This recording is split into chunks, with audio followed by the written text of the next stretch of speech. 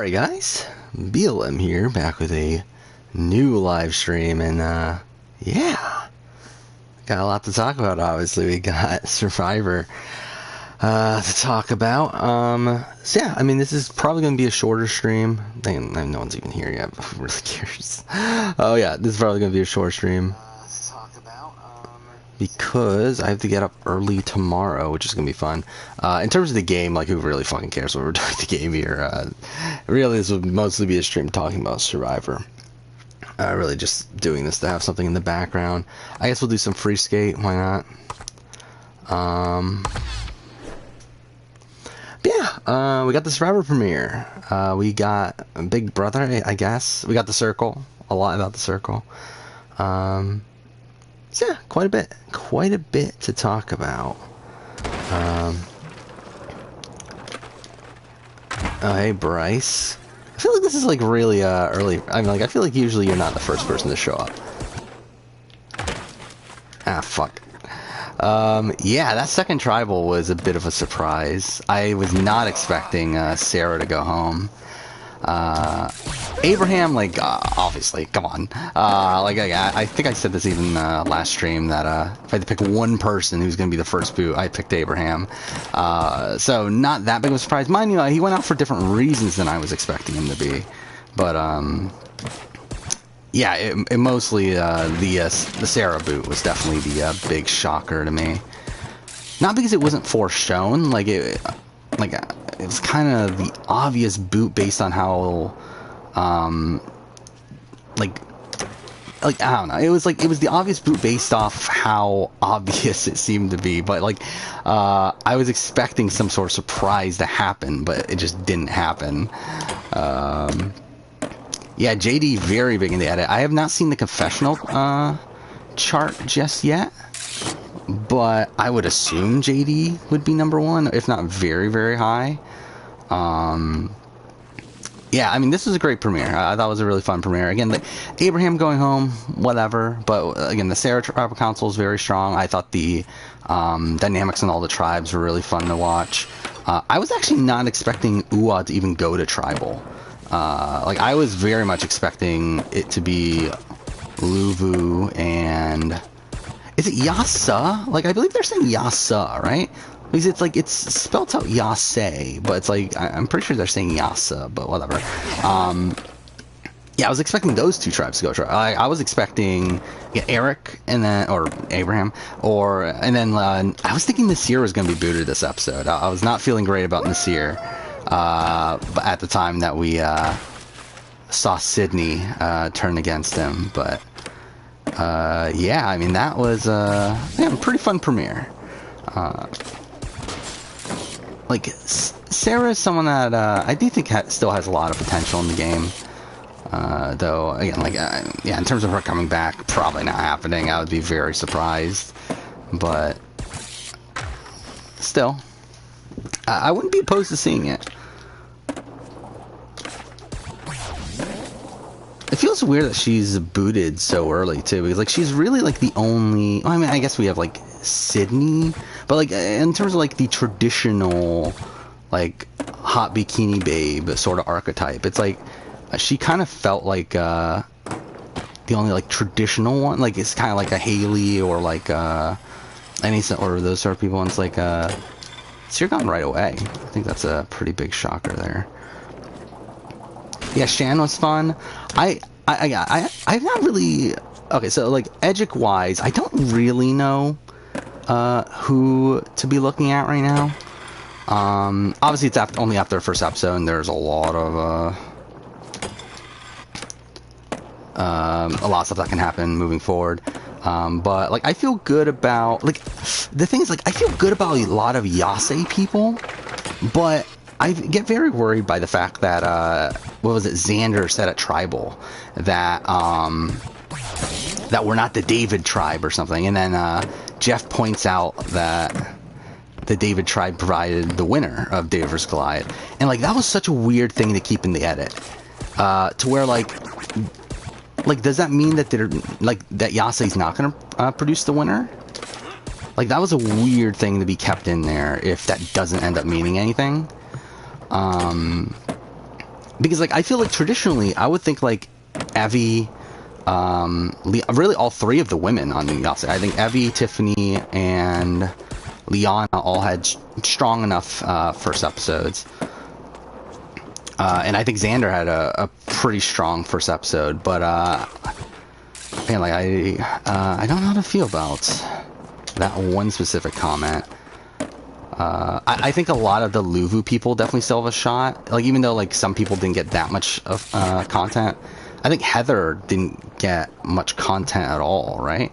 Like outside, I think she got introduced, but that was pretty much it.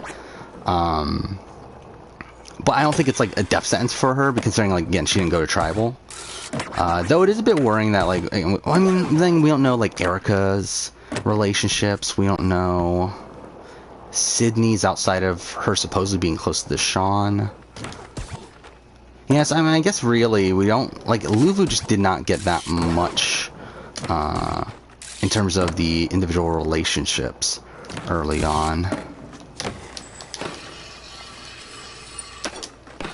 So, but like I wouldn't rule them out necessarily because it's only the first episode. And then Yua, like I don't know, I'm not feeling great about Ricard at this point. Not that he didn't necessarily get a terrible first episode. Like it's not like he can't win at this point, but mixing in like definitely some rocky points at it, and then also his current positioning. I'm not feeling good about Ricard. I'm so shocked. That's another thing about Sarah going home that shocked me a lot, is that I was so expecting Shan, Ricard, Sarah to be the three on the tribe. Because like we were getting so many shots, like press shots, or press photos, and there was a lot with Ricard, Sarah, and Shan being together. So I was thinking, oh, like this is going to be the majority alliance. It just makes sense that that's the case. But then like, no, it isn't. And like it's weird they just voted out Shan. I guess like, is it because of this like more physical game? Like, is that why they voted out Sarah? Did I say Shan earlier? Well, right, yeah, they voted out Sarah. He's like, obviously by the time we get to the vote, Ricard and Shan are both voting out Sarah, and Jeannie votes for Ricard, which I'm assuming was a split vote. Yeah, either that or Jeannie is completely out of the loop, which I don't think is exactly the case. So I'm assuming that was a split vote, which is also a really bad sign for Ricard, I think. See, I'm not feeling great about my winner pick after this first episode. Yeah, I definitely thought JD. I thought JD was getting like a Jacob Derwin-esque boot edit, to be honest, throughout this first episode. Really was not expecting. Like I really thought JD was going home, and then like once they brought up Brad, I was like, I don't know if Brad's going home, but like okay, I think I buy into Brad more than Sarah, but then no, it's just Sarah going home. Yeah, I'm pretty surprised overall with that tribal. Yeah, in terms of Big Brother, I mean, who cares really? Like Xavier's not Xavier. Kylan's going home. Xavier has a good chance of winning, but like Ozza can technically win if she wins final HOH. I don't know what the fuck like Xavier's doing right now. I don't think it's like it's so weird where like Ozza is directly telling him that she's gonna take Big D. Yeah, he's just like so like willing to take her to the end. It's really insane. And then he's like, okay. Then like he pretty much actively sabotages his relationship with Kylan to where like there's no going back at this point. Well, who cares? Whatever. Again, who cares about Big Brother at this point? Oh, is Troyzan pissy? I didn't see any of the social media stuff. Today's been a pretty busy day for me in terms of working on stuff. I had The Circle this morning, watched all 4 episodes of that, took notes, got caught up in my review up until episode 12, which I don't want to write yet because I want to see who wins first before I write it. But yeah, I mean, did a lot of stuff on The Circle. Then obviously, yeah, Survivor and Big Brother, and being the lunatic I am, I actually ended up watching the challenge in the background while watching Big Brother, so that's something. Oh, fuck off. Oh, thank you, it's Mirakun, for 3 months. It's been 3 months already. That's pretty insane. Yeah, again, great premiere. I don't know exactly where I would rank it in terms of my premiere ranking, but I think it would definitely be top tier. Like, it would be, for sure, top 10. I haven't looked at the list in a while. I feel like it's got to be top 5, I would think. Like, even though the results of the tribals weren't particularly, like, weren't the most interesting thing in the world, like, the path there was just really fun, especially the Sarah, like the Uwa tribal. Again, like the Yase one, who cares? Again, like, it was so obvious, but again, Uwa did surprise me. Felt like an episode of Australian Survivor, in terms of it being like longer. I assume. I think it felt better produced than an episode of Australian Survivor. This was such a weird episode, though. I mean, just like looking at like all the little things that they've changed, like with the Jeff Probst like looking straight into the camera like multiple times throughout the episode, like where he plugs his fucking Twitter handle. It's like, what the fuck are we doing? Like, what has this show become? But it's pretty insane. Like some of the changes that they made. I'm getting bored of this level. It's just whatever. Survivor 41 is a transferred Australian Survivor. Yeah, like, I forgot about that. Yeah, like, so I'm assuming we're not going to keep this every week, right? This, both tribes go to tribal thing. Like, I hope not. Oh, did we get no words of wisdom? I didn't pay attention, actually. Let's just do this. Who cares?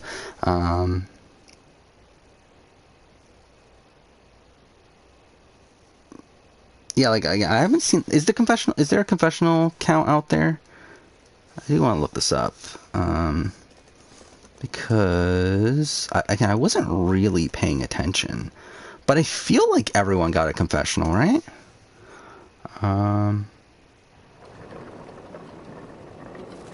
Anyway. Yeah, why is David going by Voce? I mean, it's his... I guess that's what he goes by at work, right? I think that's what he was saying. But yeah, I mean, like, I would prefer if he went by David. Like, Voce is just such a weird name to be going by, I feel like. Or, like, at least with, like, Eric, like, going by Abraham, like, at least that's also a first name. Like, Voce just feels like a weird thing to just be outright calling someone. But, whatever, I guess. I mean, to each their own.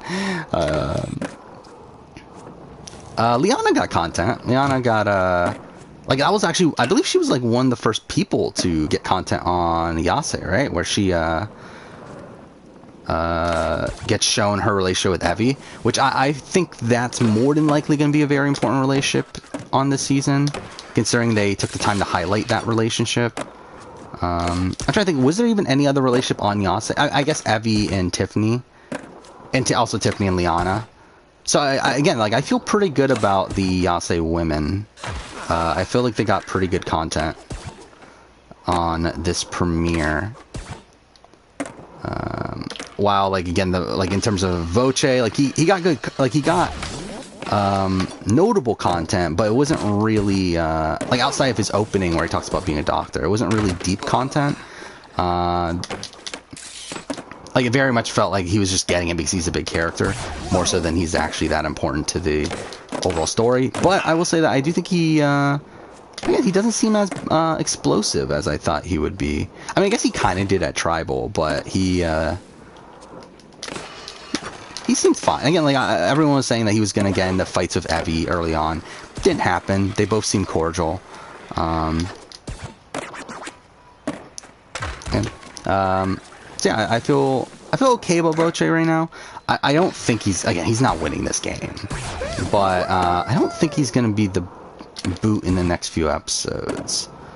Like, if I were to guess, I would say Yase doesn't go to Tribal for a little while, because, like, I don't think any of these 5 people seem like likely next boots to me. Yeah, I think Voce is next off of that tribe, probably, if they go to tribal, but I don't think they're going to, at least in the short term. Like, again, like, I don't, like, I mean, it could be an edit where they just bring it up at the last second, but based on what we've been set up so far, I just feel like we've had so much more setup for Yua and Luvu dynamics, where, again, like, we've been very much set up for a Nasir boot. We've been set up for a JD boot, or a Brad boot, or even a Ricard boot, really. But I feel like those other two tribes have a lot more potential for going home, have people going home from them than Yase. Even though I feel like Yase's probably the weakest tribe. I mean, obviously we saw them struggle at both of the challenges. But I think just, like, on paper, like, they just feel like the weakest tribe also. But, yeah, I mean, I don't know. Maybe they're going to immunity run somehow. I don't know.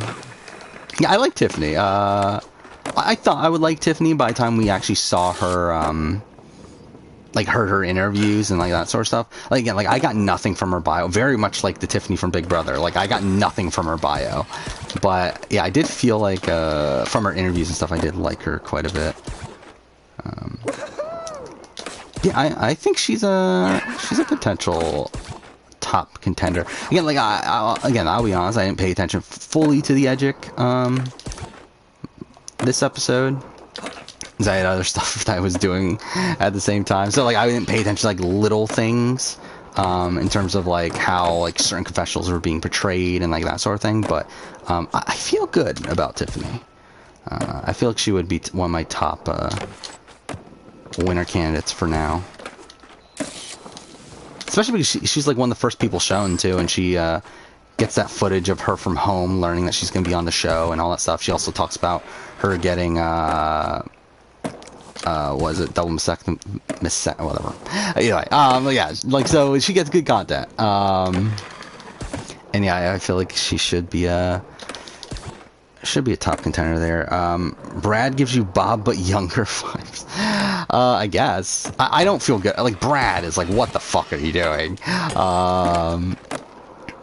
And, like, to be fair, like, my opinion on Brad's been going further down, like, every single time I, like, hear something new from him. But, didn't expect him to be that bad, to where he's, like, literally telling people in front of their faces that it's between you two. Gives you Chaos Cast vibes. I feel like that's definitely not the person that I was thinking of. I don't know, he does feel like a very old school style of player, though. I did find it funny, though, like, his, him and JD, like, getting into, like, a, not necessarily argument, but, like, their, like, little spat right before, the vote and everything. That entire trial, that trial was insane. That was a really fun, scramble there. Like, I know a lot of people don't like live tribals and stuff, but I still found that really fun. Susie vibes from Brad. I feel like that's, like, I see more Susie than Bob in terms of, things he's doing out there. Yeah, Brad, I think Brad has no shot at winning. Like, I actually, again, like, I made a very rough power ranking. Actually, I want to bring that up if I can real quick. I did put Brad at the bottom. Like, I just have, I feel like I have no faith gameplay-wise, and then also edit-wise, that Brad is going to win this game.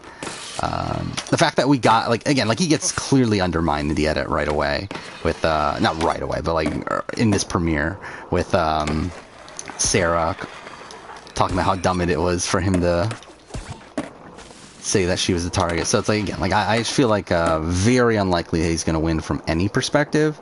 He's not in the worst position in the short term, in terms of, like, there's definitely, like, it's not like he's going home next round, but then there's still a chance. Like, I don't think it's out of the realm possibility. Yeah, who do I have at the bottom? So I have Brad, then Nasir, then Ricard. Which sucks. Again, like, obviously Ricard's my winner pick, but, again, like, I just, I could see Ricard being a pre-merge boot at this point. I hope it doesn't happen. And again, it's not like I don't think it's a guarantee that it is going to happen, but definitely a possibility. Like, while like Nasir, I think Nasir is going to be an early boot. Like, as much as I don't want to see it, like this premiere, I just feel like he went way too hard right away. Like the way he went to all the women and like was trying to turn them against Danny and Deshawn. Like, I just felt like he was going a bit too hard right from the beginning. A lot of personal content. I mean, the thing is, like, we got a lot of personal content from pretty much anybody, and that's what like made me kind of question the edit a bit. Is because like almost everyone got personal content. And Ricard was actually one of the last people to get personal content. Like, he was actually, I believe he was the last from Ua, maybe Genie was, but one of the two, like, were like the last people to get personal content from Ua, which is typically not a great sign. Now, again, it's not a death sentence, especially because, like, obviously they're not opposed to playing with the edit. But yeah, typically not a great sign. But then again, I mean, Nick had the same thing in David vs. Goliath, where Nick was like the last person on David's to get like his personal content, and like that was like one of the main sticking points with Edgic people, like, oh, why he can't win, which like kind of seemed ridiculous to me at the time, considering like the rest of his, again, like, it's so like Nick's edit is so weird in David vs. Goliath, where like his edit is so strong outside of that premiere, but like because his premiere was so bad, like there were a lot of people in the Edgic community that were like unwilling to consider him as a winner contender, when again we know that like the editors are actively trying to undermine like winner edit tropes, where like production was openly talking about that after Go Wrong, so it's like, again, it shouldn't be that big of a surprise. Which is why, again, like at this point, like I don't think anyone's been completely ruled out outside of probably Brad. Like, even this year can like make a comeback. I just don't see how Brad does at this point. We'll see. Yeah, Ricard. Oh, that's you. The vibe you get is that he's been hyping up stuff because he's going relatively far.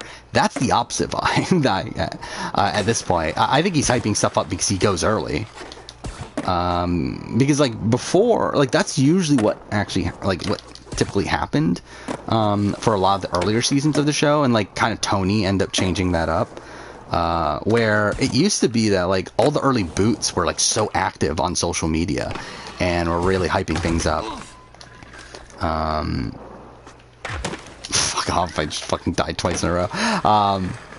But then, like, Tony and Cagayan, like, that's why, like, a lot of people thought Tony was an early boot on Cagayan, because he was so active on social media and getting into fights with Cass and Spencer and stuff.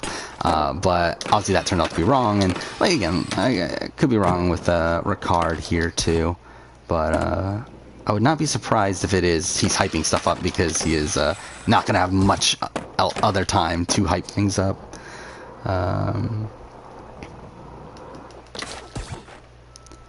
Yeah, Sarah got some pretty, like, I watched a little bit of Taron Armstrong's watch party stream. Like, I literally, like, right before the UA Tribal. And, like, he was talking about how, like, he thinks Sarah's not going home because she got no personal content. It's like, what the fuck are you talking about? It's like, Sarah got a good, like, Sarah, I mean, which I think that probably shows more so, like, how unmemorable a lot of it was, but I mean, she got the content about her grandma and talking about how she died from COVID and stuff, so it's like she definitely got content, and she got a decent amount of confessionals, I feel. Again, I haven't seen the confessional chart, but if I were to guess, I would say she's at least in the middle of the confessional chart.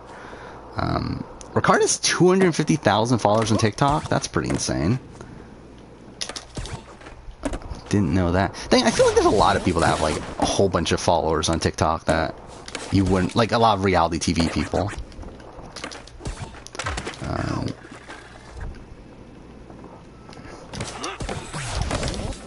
Yeah. So again, like, still surprised though either way that Sarah went home here. I was really hoping, again, like, even though I was thinking JD was going to be a boot, I was really hoping once they brought up Brad that, oh, could we be getting a 3-2-1 here? Like, I thought there was a chance of a 3-2-1 where, like, they go to, or maybe even a 3-2-1 against JD. I guess that would actually be the more probable one at that point.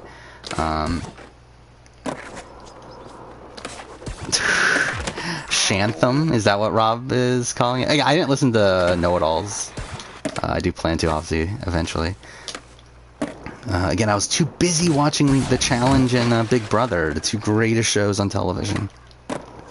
But yeah, that seems like a very Rob thing to do, though.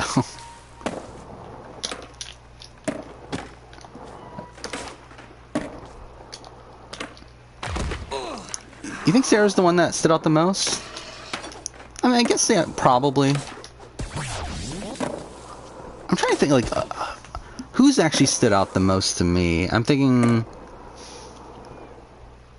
I mean, it probably is Sarah, actually. I mean, again, like, her grandma dying from COVID is pretty notable. Looking through everyone else. Like, let's see, Brad did get that thing about his, like, was it his dad dying? But... and probably not the most notable thing in the world. Danny, did Danny get any? Like, I mean, he talked about like NFL and that sort of stuff and the pandemic, but I don't think Danny got any like actual real personal content, right? David talked about being a doctor, but again, that was kind of short. I feel like Deshaun didn't get any personal content, right? Did Deshaun get any personal content? Because I feel like the first time we heard from Deshaun was him making the alliance with Danny and then looking for Nidal, right? I might be wrong on that, though. Did Abraham get any personal content? Not that that really matters. He's gone anyway. Erica... I mean, Erica talked about how she was supposed to be on the show, right? But I don't think she had a great amount of personal content. Evie got personal content. Jeannie got personal content, right? Yeah, about her wife. Heather? Did Heather? I'm trying to remember. Like a lot of the early part of the episode, I'm kind of forgetting it in terms of like who got what content there. Like I know she got an early confessional, I'm pretty sure, but I don't remember how much personal content it had. But anyway, yeah, Ricard, Jeannie, and Sarah. That's probably about right. And they're all UA members, too. And UA obviously got the most complexity in this premiere, which, again, following Edgic, the complex tribe theory is a thing where usually the tribe that's shown as the most complex during the pre-merge is usually the tribe that contains the winner. And as of right now, I do feel like that is UA. Which, I mean... yeah, I mean, that would be what Ricard, Shan... I don't think Jeannie's winning either. I haven't really talked too much about Jeannie. I would be very surprised if Jeannie is winning based... like, not that her edit is bad. It's just that, again, based on the game position and, like, how little we heard from her game-wise, I don't really see a win from her. But we can see. Yeah, Deshaun got confessional. I do remember he... oh, yeah, okay, yeah, he got confessional... yeah, there was a lot of people that also got, like... there was, like, a montage of confessionals, wasn't there? Like, after... there was, like, those first, like, 3 or 4, that, like, typical Survivor thing. But I feel like we got, like, a montage of, like, 3 or 4 confessionals there, and I feel like those all blended together. Do I think Danny will make Endgame? I think there's definitely a chance. Danny had a good premiere. The problem is that I feel like a lot of it is situational. Where, yeah, like, Danny's one of these people that, like, we'll have to see beyond this episode to see if he truly has that great of an edit. Because, like, he was just straight up important to how the Levu tribe was portrayed in this episode. Like, it was like there wasn't really a way to go around it, especially when he gets picked to go on the thing, whatever the fuck they called it. Yeah, for the dilemma. But it's like, once that happens, it's like, Danny's going to get a lot of content. Same thing with JD, same thing with Xander. Though I think JD got a lot of content outside of that, which was more mixed content. So it's like, we'll see with JD too. Shan being able to flip on Sarah so quickly gives you... I actually think the opposite, personally. I actually am pretty disappointed that Shan flipped on Sarah, where it feels like she kind of just went along with the rest of the tribe. Against her own best interests, considering it did seem like Sarah was extremely close to Shan. So the fact that Shan just let Sarah go at that point, in a position where they very easily could have flipped the vote, I mean, I feel like that's actually more worrying to me than anything. Now, I think part of that is because this like concept of tribe strength, which I think is probably going to be more prominent on this season, considering how hard the conditions are going to be. But, like, yeah, I mean, I still actually feel worse about Shan's game potential based on her flipping on Sarah. Survivor Spoiled Dilemma on Insta. See, that's why you don't follow them on Insta. Coming from someone who doesn't have an Instagram.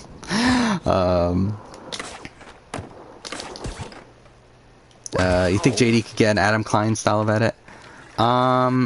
Possibly, but Adam Klein... The thing about Adam Klein, though, is that his... Adam Klein had a pretty good initial batch of episodes, right? Like, it really wasn't until... I forgot about that. When notifications come up, they block it off on screen. Yeah, it wasn't until the merge that his edit really goes downhill.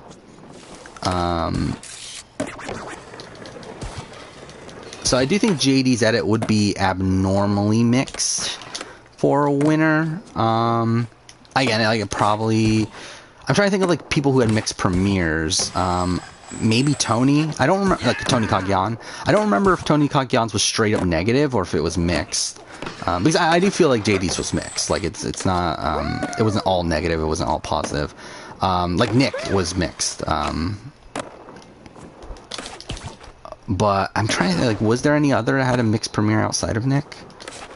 How long for player rankings? They're the next two videos.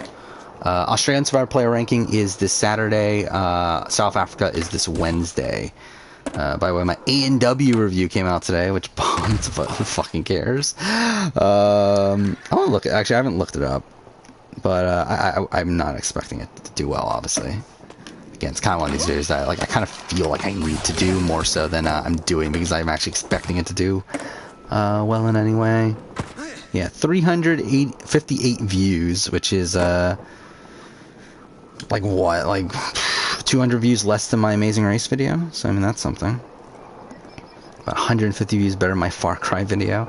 So it's number 8 out of my last 10, which is pretty bad. I want to look this up actually, compared to my other American Ninja Warrior reviews. I think it's below my, yeah, it's below the review from last year, but not by that much. It's by like 50-ish views. And then I think it should be above 11.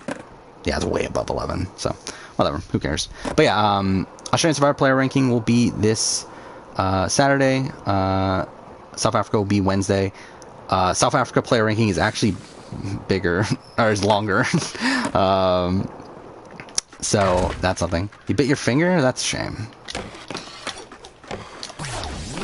But, yeah, the...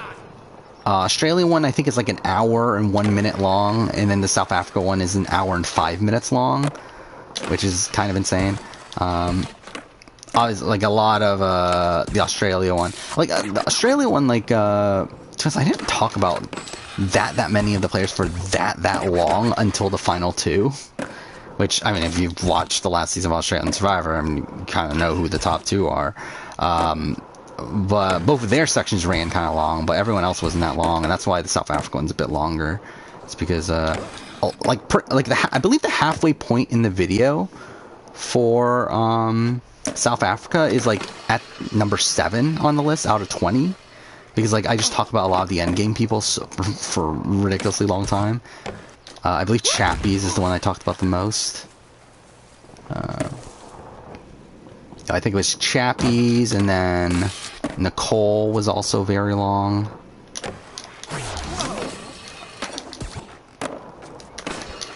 I think both of them were like around 6 to 7 minutes each. So I mean, that's something. Evie, Sophie Winters at War. That's a pretty good comparison. I can definitely see that. Again, Sophie had a pretty strong premiere as well. Mind you, did Sophie get credit for the Amber move? I don't think so, right?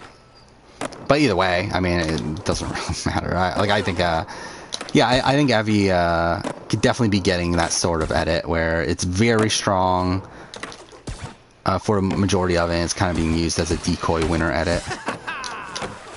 The question is, who's it a decoy winner edit for? Again, like as of right now, I do have Evie number 1 in my power ranking in the like brief one that I made, but it's like it's not under the assumption that she actually wins. It's more so just because like based on how the game is playing out and based on the fact that she has a good edit, I think she deserves to be number 1 right now. But I don't actually think she's gonna win. Again, I think it is a lot more likely that she is a decoy winner edit, if anything. Just got past batch 2 of the circle. Yeah, I mean, Nick and James are fantastic. Really, I think they made the season. Them and Kay as well. I think are like very clearly top 3 characters of the season. In middle of the 11th episode. Okay. Yeah, I watched all 4 episodes of Circle, which were all very strong. Really enjoyed the season. I think at this point I can say it's my favorite US season. Yeah.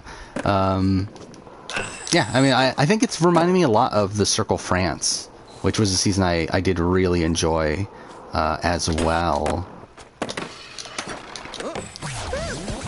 Ah, fuck.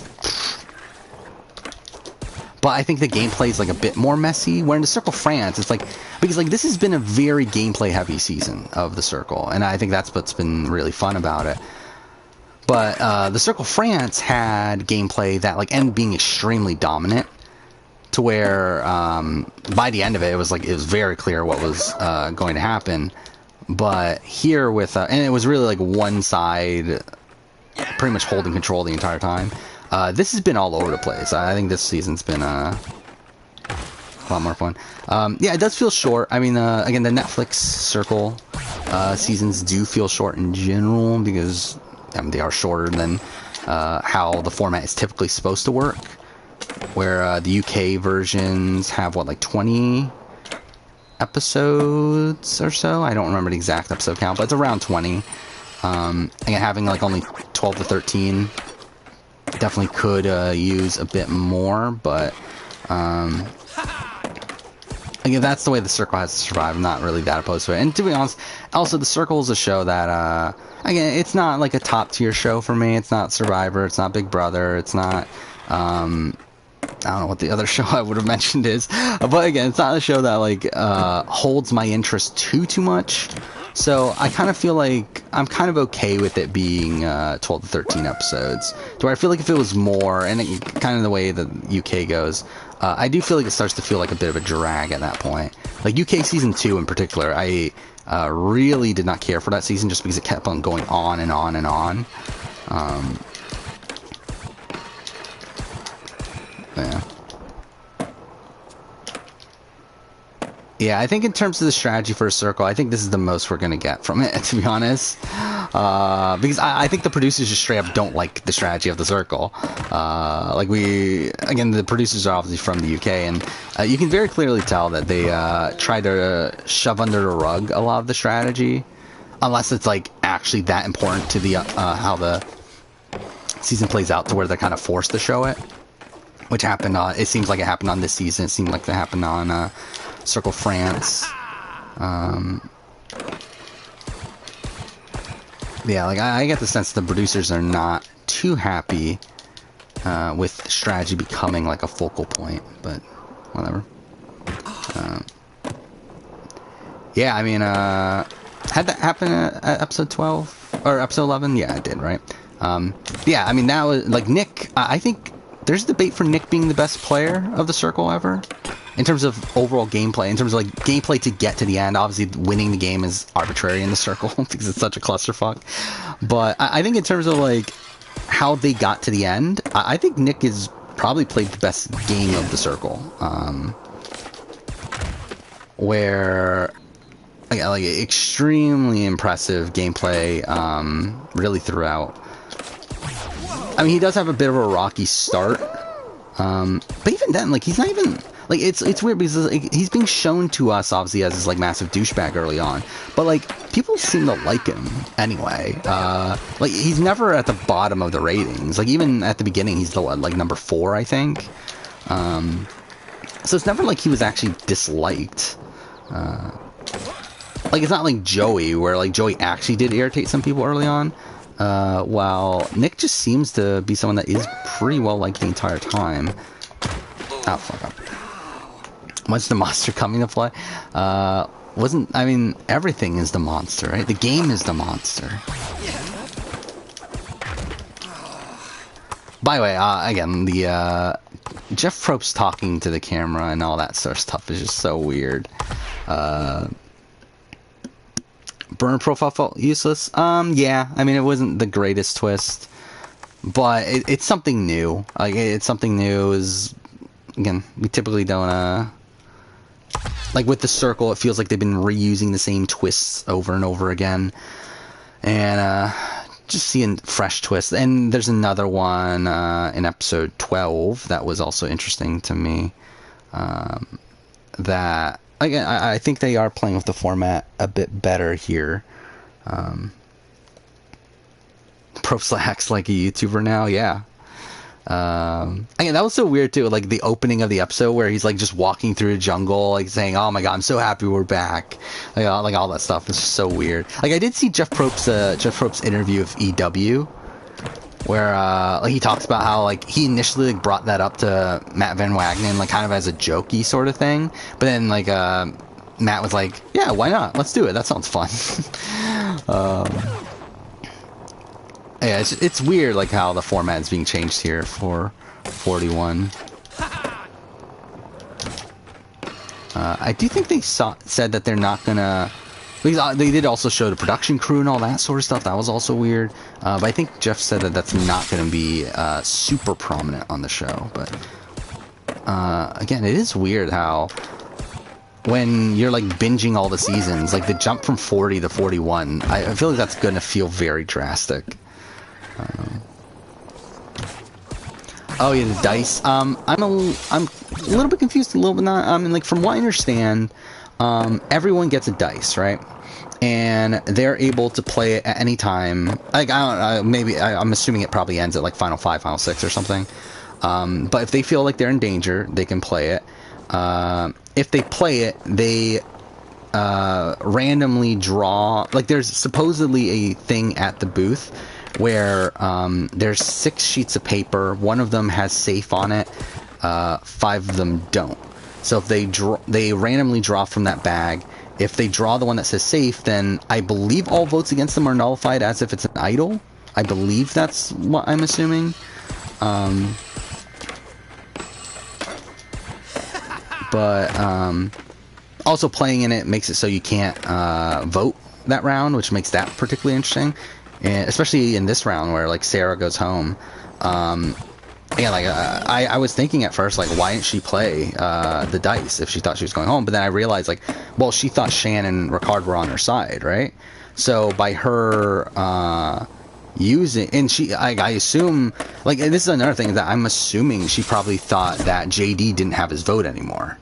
Because that was talked about as well. So I think to her, she was thinking that there were going to be 5 votes. Where... if she plays in this shot in the dark and loses, then she loses her vote, is not safe, and then it's going to be a 2-2 tie. Where, like, at that point, like, are they really going to go to a tie to save Sarah? So I think that's a major reason why... Okay, my cords got tangled up. But yeah, I think that's a major reason why she doesn't end up playing the shot in the dark there, is because she assumed she had Ricard and Shan on her side. And by playing, she would have ruined the potential for her to win out in a 3-2 vote.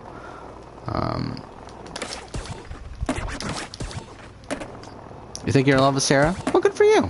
I mean, I'm sure that'll work out.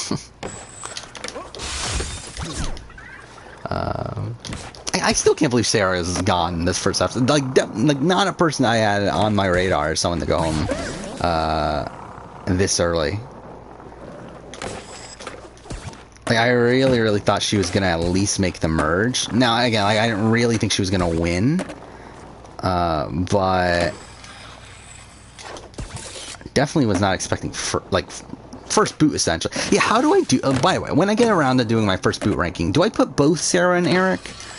Like, technically, Eric is the first boot, right? Or Abraham. Like, I don't remember what they said. Like, I didn't pay attention to what Probst said when Sarah got voted out, but... I know for sure he said first person voted out was Forever 41 for Eric. So I think I would only include Eric, but like they technically played the same amount of game. Like it's not that big of a difference between the two.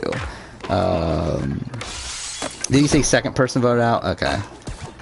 It's weird though because like they're essentially voted out in the same spot. Like I mean I know technically yeah like Eric was voted out first, and like I'm assuming that was based on how the challenge played out where Ua was further along in the challenge, which if we got that explanation, that makes sense. Like, I'll be fully willing to say, like, I think it would be, like, you can fully say that, oh, yeah, Sarah, made it further than Abraham. But, like, again, like, it doesn't seem like there was that, big of a difference between the two. Outside, again, like, I'm assuming they did say second person voted out. Because like the show makes it very clear that the Eric vote out did actually happen first, where he specifically says to the Ase group that we're about to bring the other group in, unless he said that for both tribes, which would be hilarious. But I assume he didn't. Yeah. The moment Eric said the moment Eric went against Tiffany, I was like. Yeah, Eric's going home. I felt pretty certain about that. I had no faith in Eric coming into this episode. I was actually I'm disappointed he went home so early, just because like we didn't see that much from him in terms of him as a character.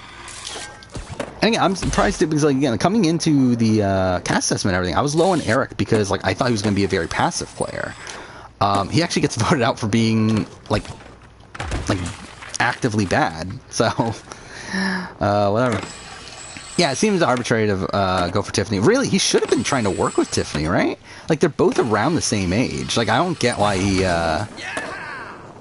went for I know why, because obviously like the perceived physical strength and she's an older woman, so like there's more of an excuse to instantly target her, but yeah, not a great move in my opinion. Are we gonna have a 2-1-1 vote out? Probably not.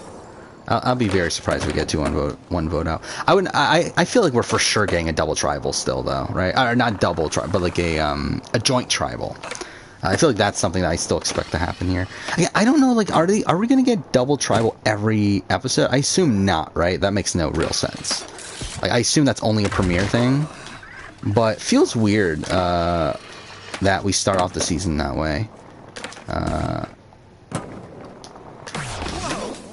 And to be honest, I'm kind of disappointed that we started off the season that way. But then if we did, we wouldn't have had the Sarah vote out, which was probably the best part, and the entire scrambling for the Sarah vote out, which was probably the best part of the episode. But definitely would have liked to keep a lot of these people around for longer, but whatever. Am I regretting my Ricard winner pick? Slightly. Yes, I am. I mean, like, at the end of the day, I don't really regret any winner pick, just because it's like it's based on what I was feeling at the time. It's like, you can't really regret it too seriously. But realistically, it's like, yeah, I mean, after seeing this first episode, I mean, I don't feel confident in my winner pick. I think Ricard is not particularly set up well. Again, really big. I really thought that it was going to be Ricard, Sarah, Chantel as the core alliance. Like that was like, to be honest, I based some of my like projections in the cast assessment off of that. So yeah, I'm pretty surprised. Fuck. Just because again, like I think there were like 2 press photos involving that grouping being together, which is like, why were there 2 press photos of that grouping being together? Like, unless they're actually an important alliance, but then no, they're not. And also, it just felt like it just seemed right too. Like it just felt like a natural grouping there. Predicted Sarah 6th place. I think I initially said merge boot, right? Like she seems like the type of person that would be a modern merge boot, as like the person you put the votes on to avoid an idle play. I mean, too fair though. I mean, I think she's kind of too obviously that, so that probably wouldn't happen nowadays. To where I think you would probably go for someone a bit in the middle. You had Nasir as your winner pick. Yeah, I never felt confident enough about Nasir. I love Nasir. Like, I think Nasir still feels like a great character, and like again, really likable guy. But I always felt like he was not really gonna win the game. I just felt like there's no way they're letting this guy get to the end, and even then, I feel like there's gonna be some struggles early on. I did think he was well set up in his initial tribe, but it doesn't seem like that's worked out. By the way, I'm surprised Sydney's doing so well. And again, we only saw like a little bit of it, but it does seem like Sydney's like kind of in the middle right now, where like she's the one that went to Deshawn and told him about Nasir. But yeah, I really didn't get that. Really got almost nothing negative from her, right? I believe the only thing we really got from her was, in terms of like outside of that, was the decision to go to the dilemma thing, whatever you want to call it. I don't know what they called it. Where everyone wanted her to go at first, and she turned it down. But yeah, like outside of that, didn't bring anything too interesting to table from a character standpoint. Oh fuck. Nasir would have been better positioned if the men failed the water challenge, probably. But even then, like I felt like he came off very I don't know if aggressive is the right word, but very, I don't know, like the way he went about telling the women that Danny and Deshawn are going for the idol, it felt very like, I mean, I guess aggressive is really the only way I could say it. Like, it felt like he was going too hard, like, so early on. Especially after he had already said in front of the entire tribe that he's not going to talk strategy while they're gone. And, like, for him to instantly break that, like, I think that does make him look very sketchy there. Chantel going to have a Natalie A. Sarah level winning game. I'll be up for it. But, again, like, I'm not feeling great about her after this premiere, personally. I feel good about her edit-wise, like character-wise and like that sort of stuff. But I think edit-wise, like she was a bit undermined, right? With her talking about how like she was upset at Brad over the him calling her out and stuff, but then like having the opportunity to get rid of Brad and just not doing it. And also seeming to take the brunt of the blame from the edit over why Sarah ends up going home. Like, I don't feel like those are great things for her edit in the grand scheme of things. But I mean, I think she probably does have longevity. I'd be pretty surprised if she goes home early. I just don't know if it's necessarily a winner's edit. But at the end of the day, it's like, really, like, winner's edit right now is like, it's a tough thing to really assess based on this being a new era. And I do feel like they're definitely going to try to shake things up. So I don't think we shouldn't be looking for a traditional winner's edit. Even though that, like, we did, for the most part, have one in Winners at War, and then we definitely had one in IOI. But before that, they definitely changed things up. From like 33 through 38 were all very untraditional winner edits, with the exception of Sarah to a degree. Where again, Sarah had a very similar edit to like Anali Anderson, a very quiet early on, despite being shown as strategic, and then really blowing up after a merge.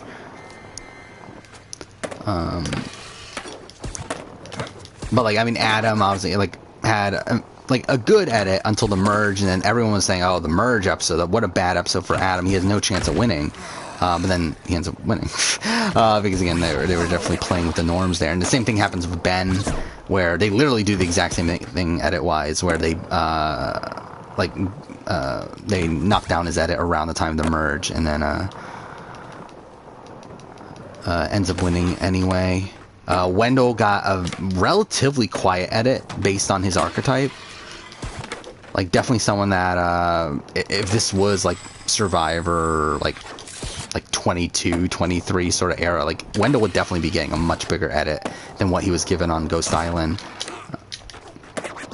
And then Nick obviously had a very bad premiere, and then Chris is Chris. I see you later, Pap Cruz.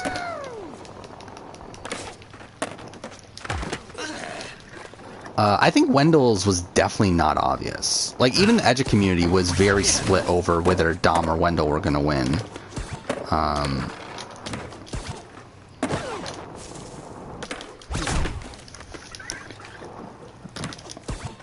Do I think the winner edit this season will be similar to SA? Probably not. I think US tries to do a different sort of thing. I don't know. I mean, like, SA... The thing about SA's winner edits is that the way SA edits their show is essentially editing it, like, in the reality. Like, it's essentially more so showing us what's going on, more so than, like, trying to tell its own story. Though it obviously, like, exemplifies certain people when necessary. But like, for the most part, the content that we're being shown for those shows is the content that would have been shown anyway, because that is truly what's important to the show.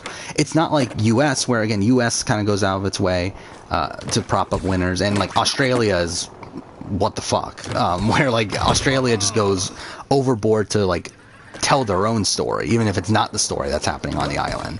Like US does like something in the middle of what Australia and SA do. But again, like, they might change it up. I mean, we don't know.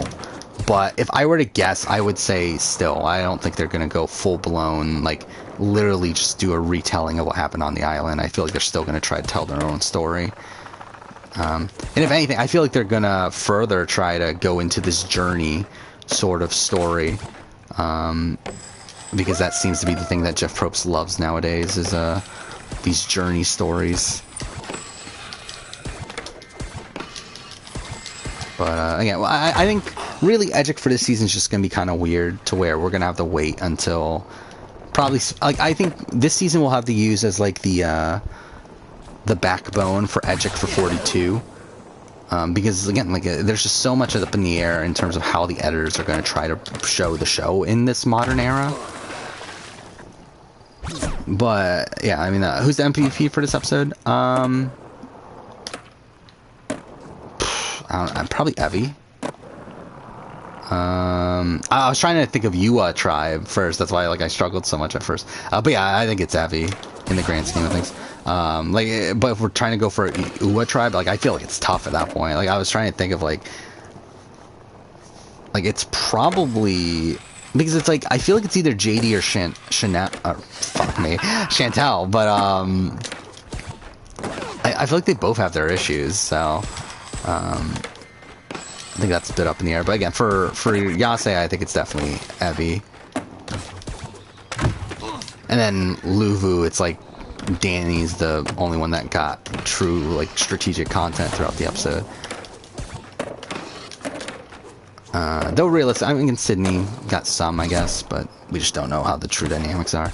I know Darman is changing lives. I mean, isn't that his job? His job is to change lives, right?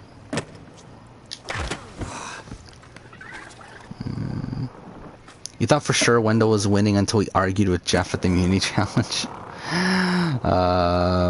I was very split on that season, if I remember right. I had Wendell as my winner pick, but I definitely, I think by the time of the finale, I was thinking Dom was going to win. But then obviously ended up being wrong.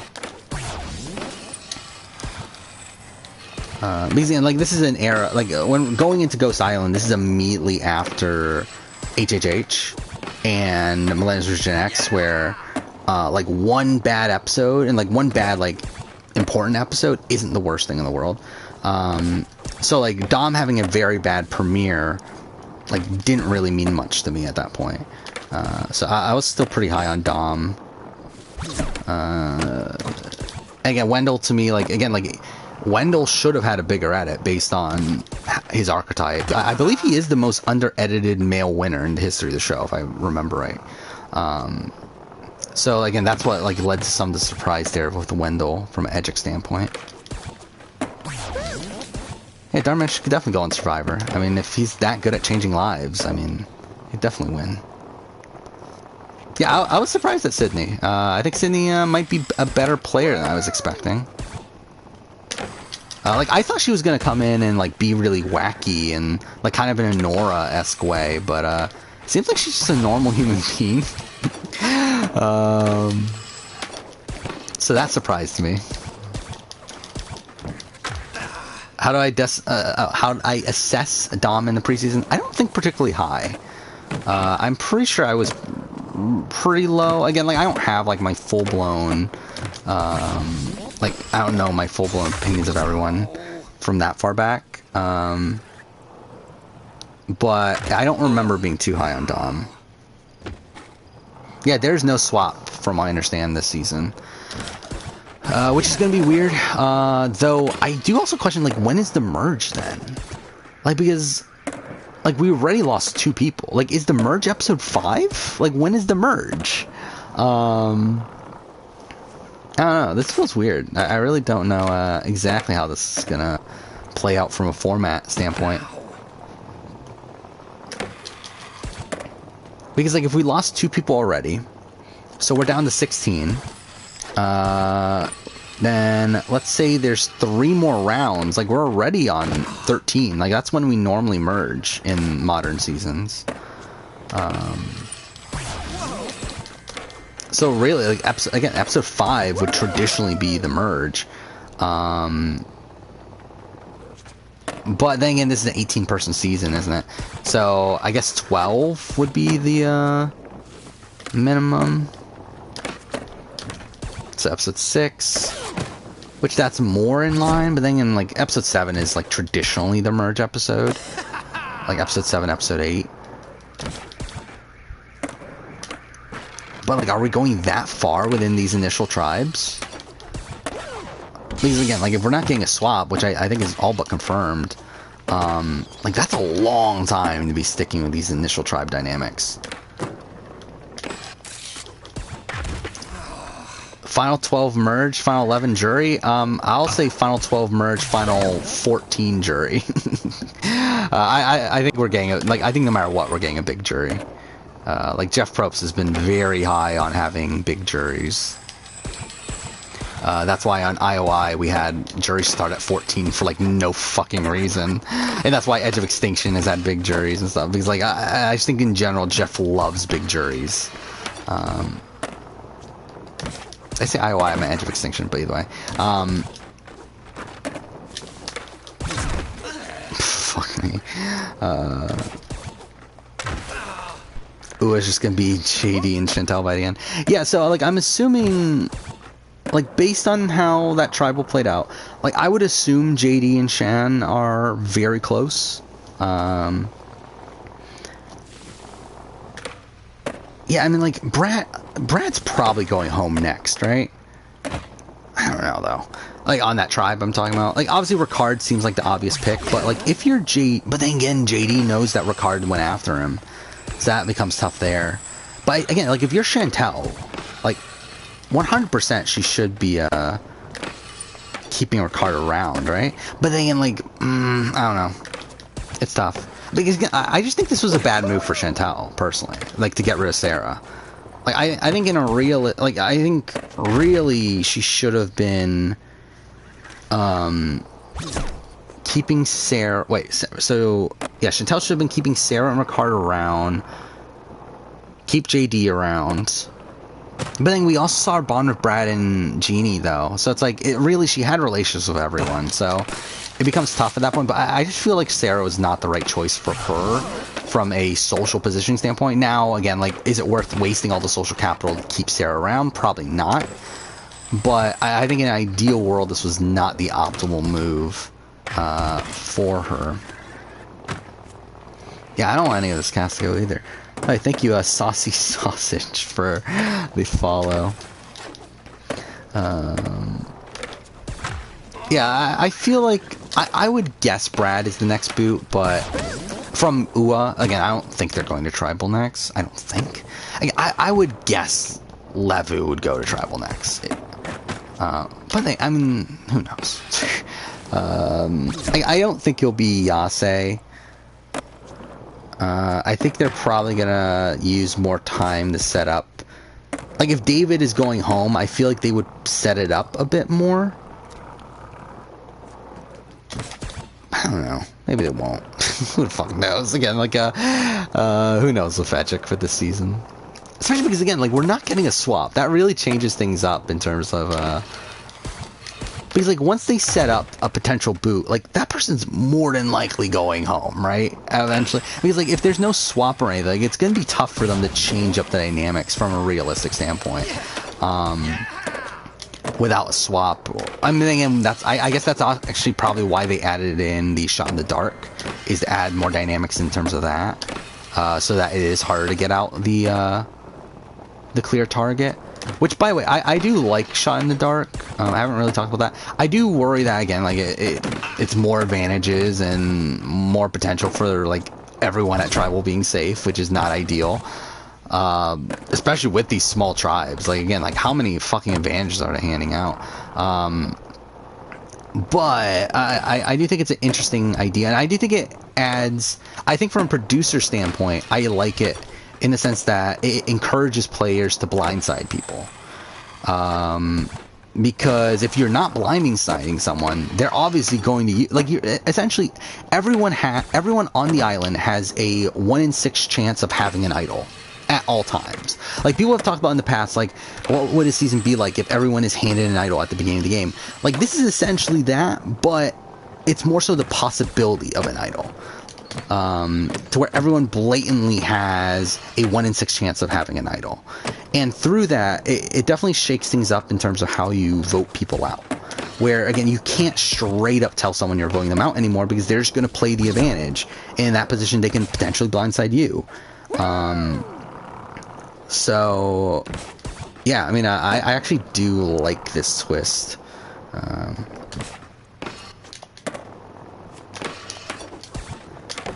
Yeah, I think in terms of presentation, I think it probably could be better. I don't... You using a die and then you having to draw from a bag of scrolls and, like, all that sort of stuff. It's like, that just seems a bit convoluted. But I think the general not promise, what was I fucking trying to say? The premise, there we go. Oh, I'm fucking tired. Yeah, the general premise is interesting to me. Power rankings. Again, I have Evie #1 right now. I have the 3 Yase women, 1, 2, 3. So I have Evie, Tiffany, Liana. I have Xander 4. Fine. Again, this is like, I literally put this together and like I literally just went through each player one by one immediately after the episode and just got general thoughts. But yeah, like Evie 1, Tiffany 2, 3 Liana, 4 Xander, 5 Danny, 6 Sydney, 7 Erica. That feels a little bit high. I mean, she did introduce the tribe, right? Or wait, no, she got content about Nasir, right? And wanting to, and like her seeming to believe Nasir. Anyway, yeah, Erica 7, Heather 8, Deshawn 9, Shan 10, JD 11, David 12, Jeannie 13, Ricard 14, Nasir 15, Brad 16. So that is my current power rankings. Yeah, Levu's just a tough tribe to really assess right now, just because they didn't go to Tribal. So a lot of them didn't get as much content as a lot of the other cast members. Like the main, like Danny is #1 for that tribe right now, but it's mostly just because he got the most content. And that is very, I think that was very situational content, so that could definitely change in the next episode.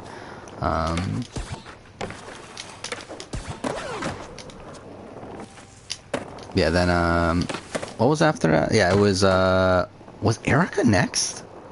No, it was Sydney, then Erica, then Heather. Then, who am I missing? Deshawn, and then Nasir. Just Deshawn probably shouldn't be that low. I think Deshawn is lower than everyone else just because I feel like his edit wasn't as prominent. And like he didn't get personal content. Well, like again, Heather. I mean, Erica didn't really get personal content though, outside of her talking about how she was ready, like a year ago or whatever. Yeah, I'm not feeling bad about Deshawn. It's just more so is that it's not as prominent as certain other people. But I would say that, like, if I were to guess how Deshawn does at this point, I would say he's probably, like, early merge. Oh, yeah, Voce definitely gives Ben Shapiro vibes. Like, everything about him. Voice, looks. I think he definitely gives off Ben Shapiro vibes. Ah, fuck up. Power ranking is Shan, Danny, Xavier... Yeah. Sydney that low. I feel like Sydney's low on that one. Based on what we're shown. Again, like, realistically, like, she probably is probably around that low. But based on what we're shown, I feel like, her content's been solid. Based on, again, the little that we saw of the, Luvu tribe.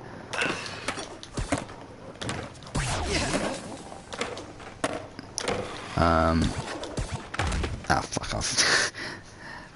Ben Shapiro's a bad person. It depends on what your politics are, I guess. Not my favorite person in the world.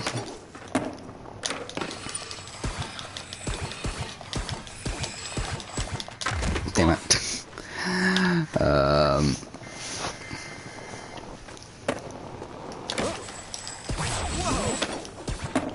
Wow, I'm surprised I actually got that. Oh, I thought it was a triple. Damn it. You have Brad over Nasir.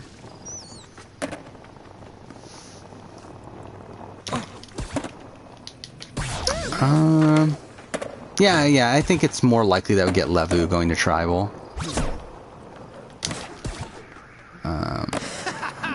But I think, like, the reason I have Nasir above Brad is because I think there's more potential for this being a, like, kind of like a David Wright-esque start for him, or like a Mike White start, or like one of these people that like has a very bad first few days but then is able to recover. I feel like that's still in the cards for Nasir, while I don't feel like it is for Brad, where I just have no faith in Brad to win the game, based on what we were shown, while I feel like there's at least a sliver of a chance of Nasir. I wonder what Evie thinks of Brad Shapiro, or Ben Shapiro. I feel like not very positive. I'll just take a guess there.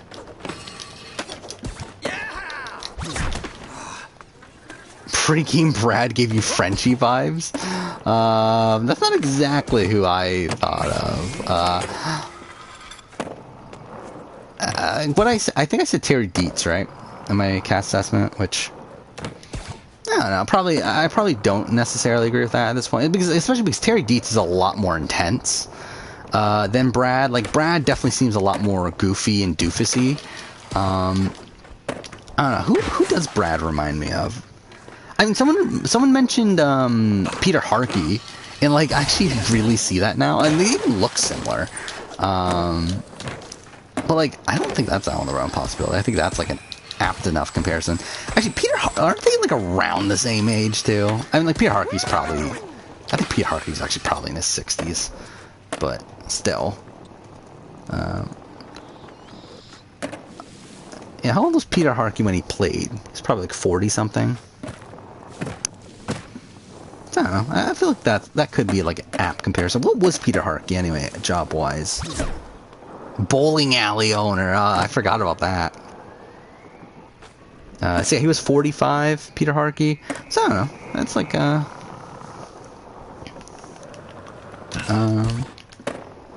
SpongeBob posted a Survivor thing on Twitter. Okay, that's kind of weird. Coming in, guys. I mean, I really don't care realistically. I do find it funny how Jeff is like radically changed in the last like 10 years to where he's like very conscious of public perception at this point, where I feel like even back at like Worlds Apart, I feel like he very much was not. Actually, really, even IOI at points, he was not. So, I mean, maybe IOI changed things. I feel like IOI probably did change things for him. Or do you feel like he is a lot more, like, socially conscious of things like that? Realistically, again, like, for me personally, I don't personally care.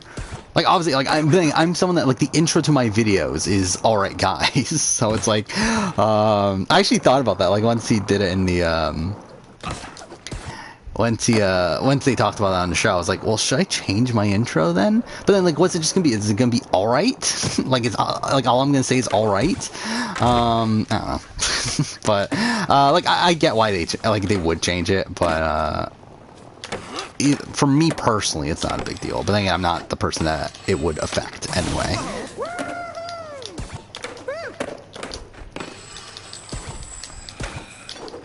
Xander 41 or Christian. I think Xander has a lot more potential than Christian in terms of I think he's a lot more game savvy. I would guess that Christian's a lot better in competitions though.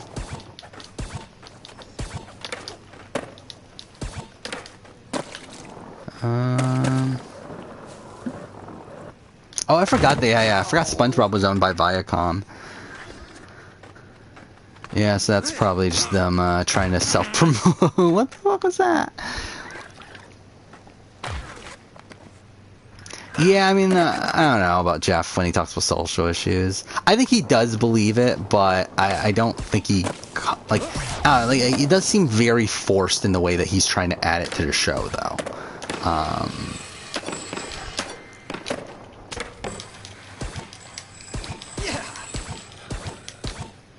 Because there was a point where, like, he was, like, very clearly misogynist. Like, I do think he has genuinely learned over time. Like, I do think he has changed. But I think he's, like, changed and wants people to know that he's changed to the point where, like, he's trying to add in these things, like, left and right on the show to where, like, it kind of feels forced when he does so. But I do think he genuinely does care.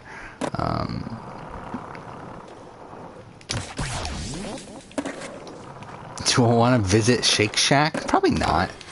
I don't know. I've never been to Shake Shack.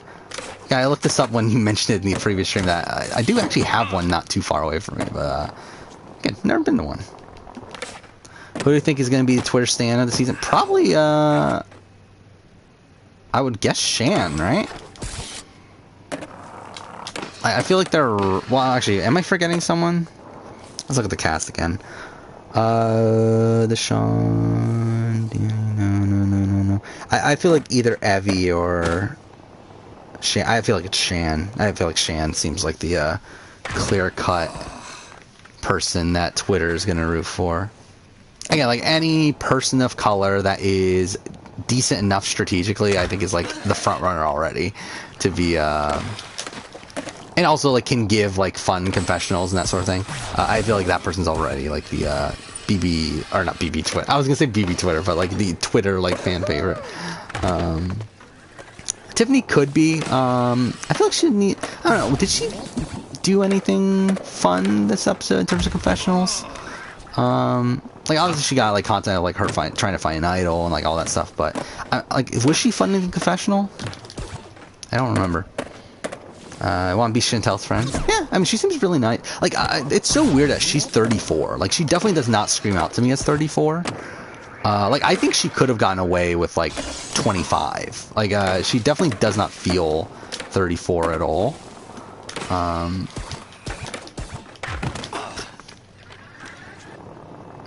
Yeah, they're definitely rooting on Azah right now. But they're mostly rooting on Azah not because, like, I don't think they actually like Azah that much at this point.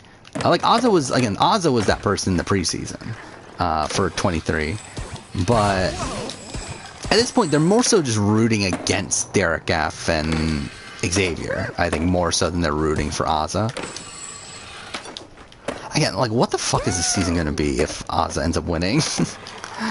Or if Big D wins. Like, either of those two end up winning. What is this season? And to be honest, even Xavier win to me is not that interesting at this point. I don't think he's played that great.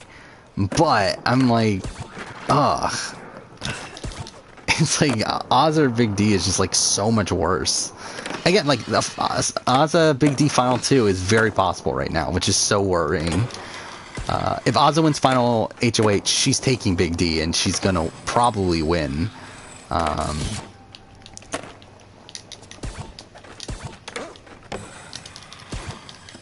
yeah. Thoughts on live tribal? I can forget. Yeah, I've seen your comment already. I like live tribals. I think there's probably a point where it gets a bit overboard, but I think because at the end of the day, the thing that the problem with live tribals is that they struggle to show them properly because they don't usually have the footage to show them properly. Like that's what happened with the Julia tribal, right? I think that was the one where like they didn't really show why Julia went home because they didn't really have the footage to fully show. And also Michaela, that was the big one. When Michaela goes home in Game Changers, like they couldn't show why Michaela went home because they legitimately didn't have the footage to show why Michaela went home. It legitimately happened at Tribal at the last second and during some whispering between Sarah and Brad and Troyzale. Like it literally like was a last second thing. So that's the problem with live tribals, but I think generally like they're fun TV. I do like them, even though like Survivor purists and stuff don't typically.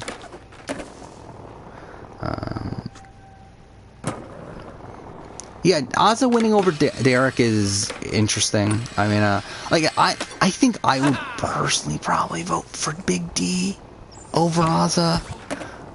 But I don't think it's a dissatisfying win because, like, Big D is so delusional. And, like, I think Ozza is a lot more aware of her game than Big D.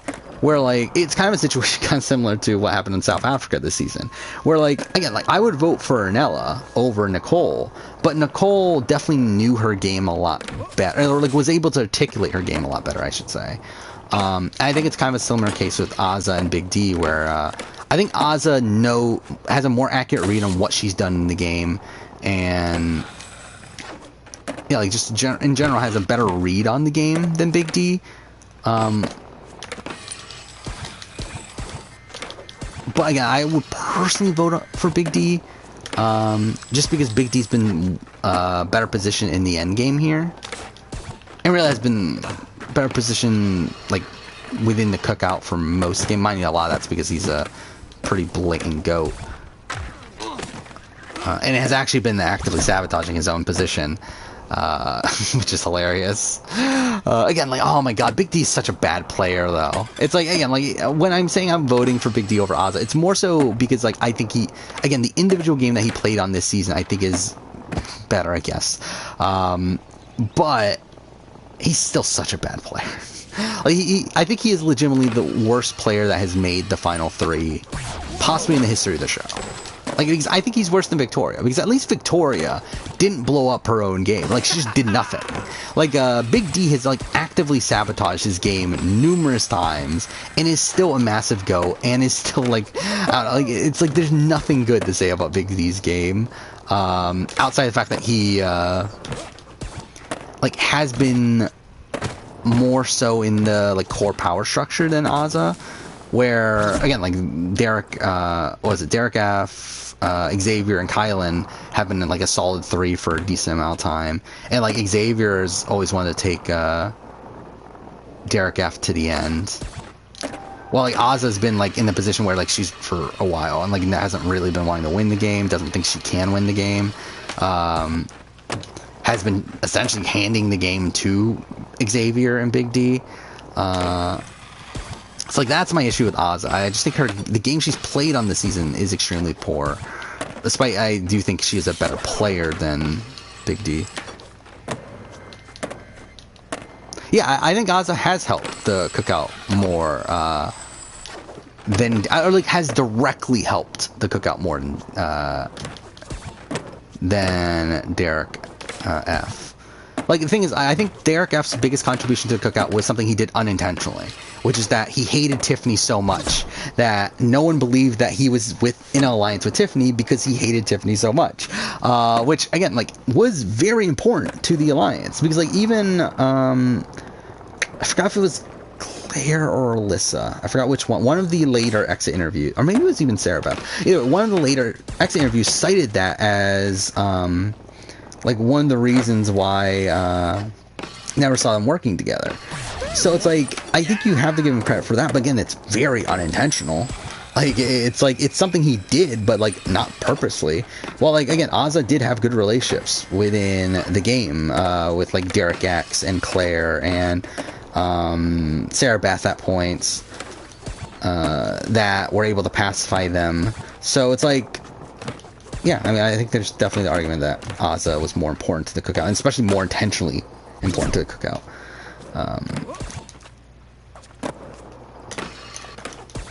But then again, we're also talking about, like, pretty much the two people that are the least important to the cookout.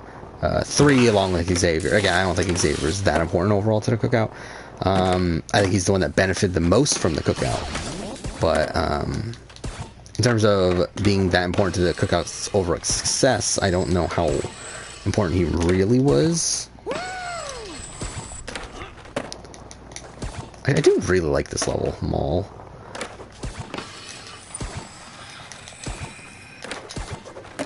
Damn it.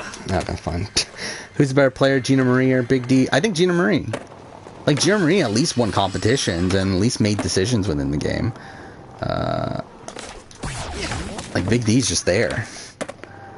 Like, yeah, Gina Marie's bad, but I think Big D's worse. And again, like, I think Big D sabotaged his own game more than Gina Marie has, or Gina Marie did. Pins on Jerry BB10. I always find Jerry a tough player to assess. Like, I like him as a character. I mean, he's extremely hypocritical at points, but I mean, outside of that, like, he's a fun character.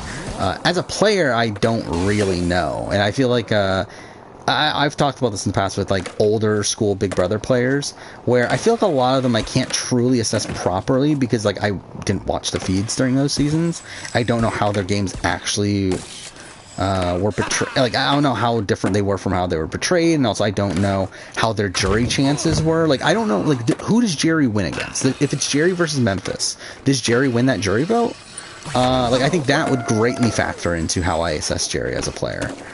Is how likely he would have won the game, which I just simply don't know. So that's, like, kind of the issue with rating Jerry. But in the grand scheme of things, it's like, he's still not a great player. Like, if I'm doing a... Actually, I don't know. If I'm doing a BB10 player ranking, it's like, where would he land? Like, obviously, Dan, Memphis, Keisha would be above him.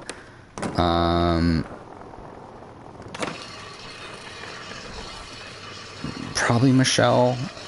Probably, would Ollie? I don't know. Would April? Probably Libra would be above. I mean, if I'm putting Libra above him, I feel like I also have to put April above him. I don't know. I feel like, again, it's tough with old school Big Brother.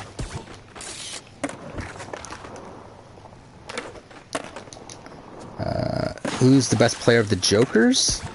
Oh my god, I just realized that is such a bad group, but it is Brittany. Holy shit, that's a bad... I didn't realize how bad the Jokers were until I just thought about it. Oh my god, you got, what, Frenchie, Big D, Azza, and Brittany. Yeah, I think it's Brittany is the best player in terms of who do the best in terms of multiple appearances. I think Azza has an argument. I just think the problem with, like, I just think Azza... I don't think Azza's meant for Big Brother, really. I just don't think she's meant to play a social strategy game. I think she just she's very much involved in, like, groupthink, where she's like, not even groupthink's probably the wrong term, but, like, she thinks about the team more so than the individual. That, and also she's, like, kind of doesn't care that much. Where, again, like, she doesn't really care about winning at this point. And she might win, despite not caring about winning, but she doesn't really care. Who I think will win Final HOH? It probably will be Xavier, but I think Ozzy definitely has a chance. I don't think Big D's getting there to part 3. Though, to be fair, Big D's been surprising me with certain comps recently. Like, he got to Final 2 in this one, this last veto, and he, again, like, I make a joke about this in my review, that, Big D is, because Big D had a confession, or DR, about how he's scared that people are going to look at him as a comp beast because he came in second 2 times in a row. But it's like, he's legitimately been like coming in second a decent amount at this point. So I don't know, maybe Big D could surprise us and get to part 3. But if he gets to part 3, like, Xavier's for sure. Like, I think Xavier, because like part 3 is now like a quiz comp. I feel like Big D has almost no chance of winning a traditional quiz comp. Well, I feel like Oz has a much better chance of beating Xavier. But I feel like more than likely Xavier is going to win. Who's Big D take if he wins? He is going to take Xavier. Which he shouldn't. If Big D takes Ozza, I think Big D could win the game. I think it be dictated by who takes the other to the end. And who cuts Xavier, mostly. And I think if Big D cuts Xavier, I think Big D can win this game. He's just not going to.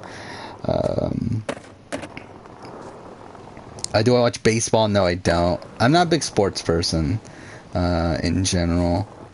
And Ninja Warrior's always been my sport in terms of what I watch. Yeah, and just in general, in terms of normal sports, I've never been a big sports guy. I do get pretty big into the Olympics especially at Summer Olympics, when that's on. And then, like, I used to watch basketball when I was a kid, but like never was like that into it.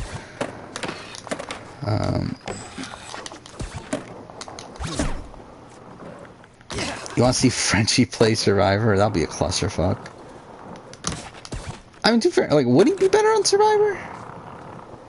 I think he probably. I'm thinking. I feel like. Well, actually, no. I was gonna say, like, I was gonna say that we're essentially seeing that now with Brad, but again, like, Frenchie's a lot more aggressive than Brad is.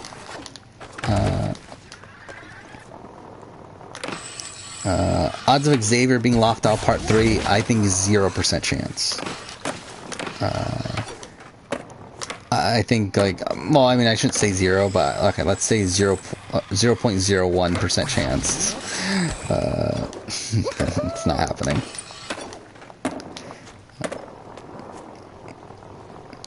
Yeah, Brittany, like, I think Brittany has, like, a decent strategic mind for the game. Like, even though she gets very, very emotional at points, like, if she gets beyond that, like, I think she, like, she's a competent enough player.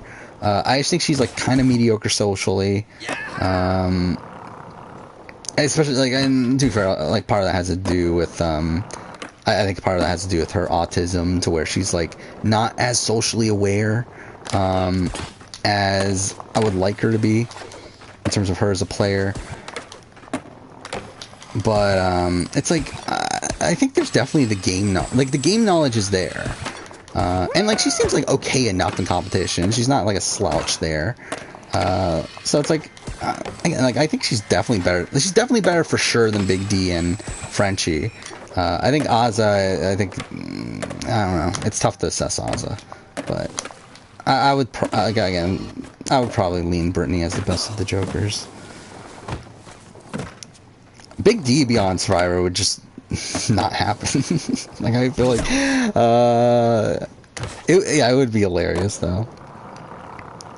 It never happened, though. I'm surprised it's even on Big Brother. Like, it's so weird because, like, coming into the season, we thought, like, Big D was this big fan. There was this, like, picture floating around of him with Janelle when he was, like, a little kid. But, like, it's turned out now that, like, he's barely watched the show. So it's really weird. Ah, fuck off. Which fictional characters would be great on Survivor or Big Brother? I feel like there's probably a lot, right?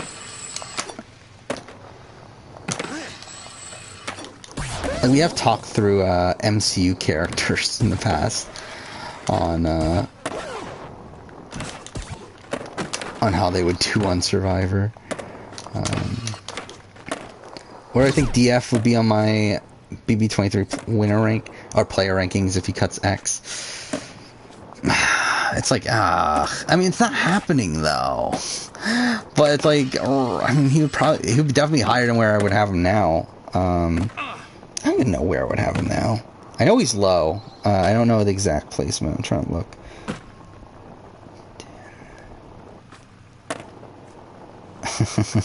Okay, I think I know where I would put him.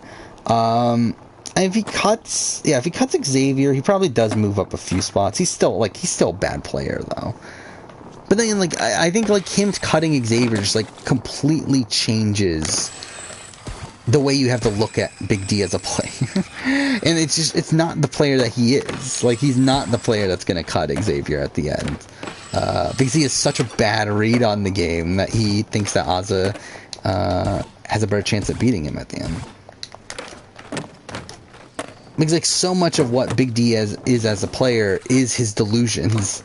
So it's like taking out him being as delusional as he is. Like, it just kind of, like, completely changes who Big D is as a player.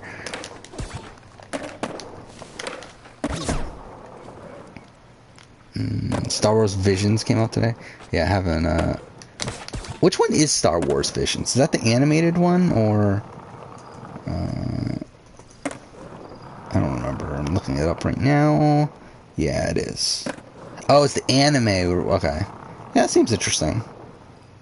Yeah, realistically, am I going to watch it? Probably not. But I wouldn't be opposed to watching at some point. No, I've never watched The Shield. There's a lot of shows, like, kind of from that era that I haven't watched.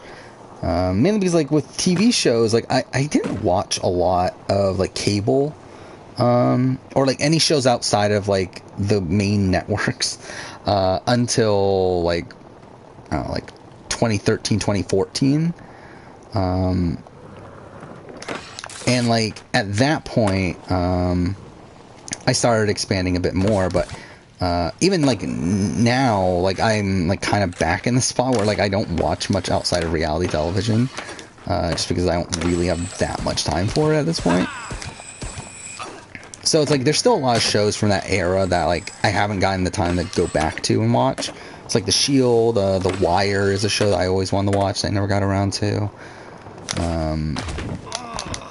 Yeah, but there's a lot of, like, The Sopranos I never watched, so there's a lot of shows like that I never got around to watching. How would Amanda LaRusso do on Survivor? I mean, she'd probably do okay, right? Wait, which one's Amanda? Wait, Amanda is the wife, right? Yes, it is. Okay. Yeah, she should do fine.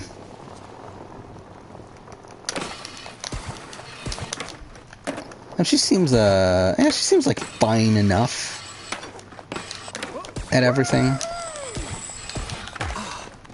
Who's a better player, Josh Martinez or Big D? I think Josh Martinez. I don't even think that's a question.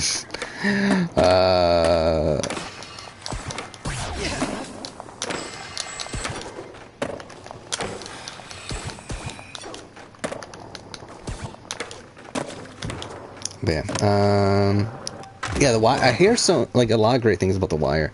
Like, I've only watched the premiere, and that was like a long time ago. Yeah, I just never got around to watching any more of it.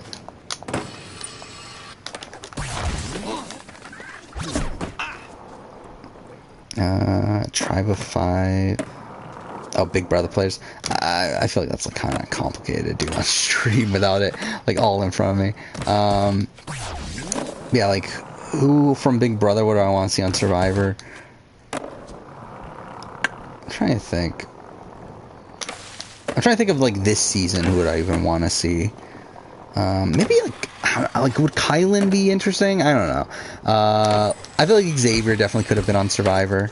Actually, to be honest, I think Xavier fits Survivor more than he does Big Brother. Actually, like, as a casting choice on Big Brother, he does feel kind of weird, actually. But yeah, like, I feel like Xavier for sure could be on Survivor.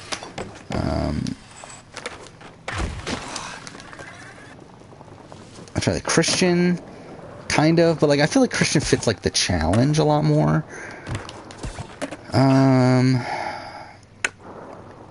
Yeah, to us, I don't think there's that many people from this season that I really want to see on Survivor. Like Tiffany, I just want to see on Big Brother again. Maybe Claire. I don't think Claire would be... I think Claire would be a decent pick. Is Big D bottom 10 player of all time? No. Probably not. Because again, I think when we're talking of all time, like, there's so many, like early boots and stuff that you have to factor in there that are definitely going to be lower than Big D. He's like, at least Big D made it to the end of the game. But yeah, I mean, Big D, like, I think if we're talking about people that made it to like Final 5, I think he's definitely down there. Like, he's definitely and I think if we're talking about like Final 3, I think he is probably the worst.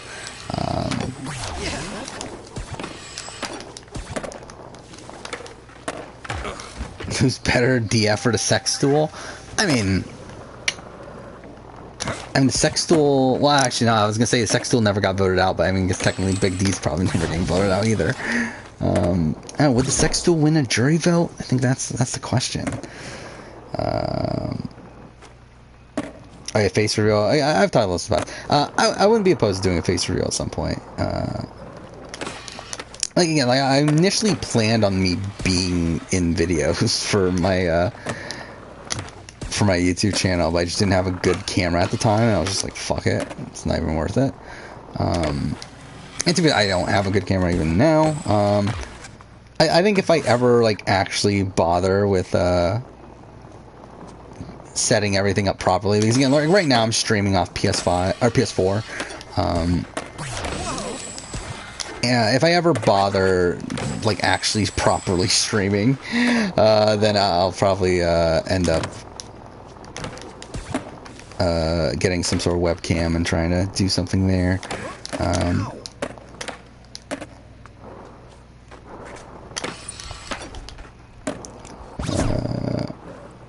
BB2's your third favorite season? I mean, again, like, BB2 is, like, from the general community, it's, like, a liked season. Like, it's more so just I don't like it. Like, my opinion of, like, I think my opinion of BB2 being the worst season of Big Brother is a hotter take than you, saying it's your third favorite season. Because again, like, I just find BB2 so boring to watch nowadays. Especially during my last rewatch, the one I did for the retrospective, the 20-year retrospective. It's like, oh my god, that was fucking brutal.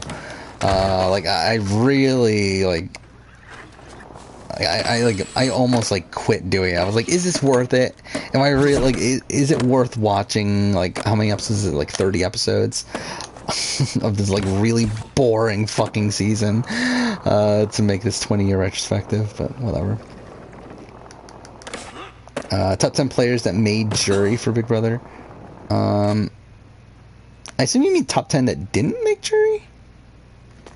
Because I feel like that would be a lot more interesting. Top 10 that made jury, like, it would just be the same list.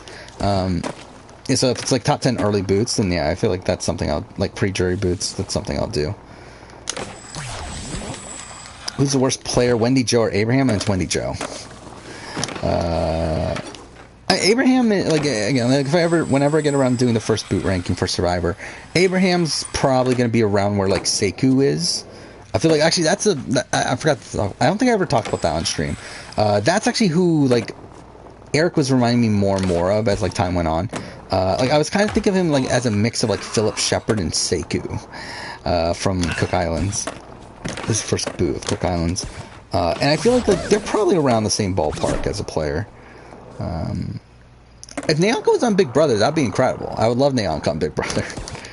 Like, Naonka back on Survivor, I'll be fine with that too. I mean, again, like, a lot of the reason why she ends up quitting were just because the conditions were so bad and she had barely any clothes. So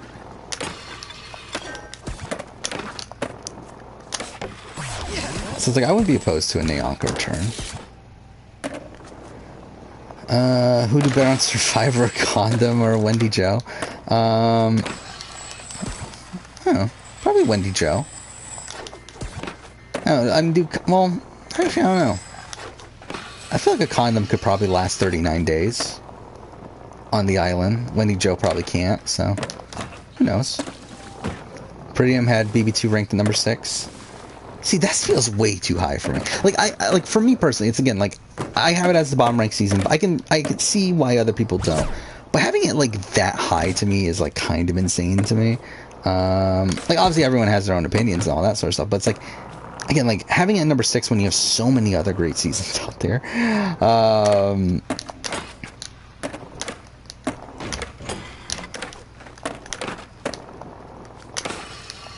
Yeah, just like again, like when looking at like BB10, BB7, BB14, like right off the bat, like I feel like those for me would always be like should always be like top tier seasons.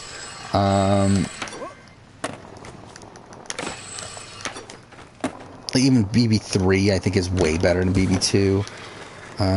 Actually, if I remember right, I think Peridium did have BB3 above BB2. Again, I didn't watch the video, but I believe I did like scroll through it just to kind of see his ranking. I think he did have 3 over 2, right? Underrated BB players, yeah. Karen from BB5 is a pretty underrated one. I'm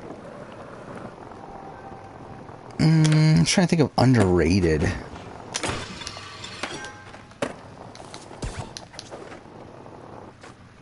Let's see. I don't know, like Rachel from BB6 is like it matters how you do underrated, but I think she's probably the best player of the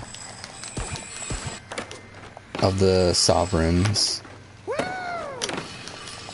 on that season at least.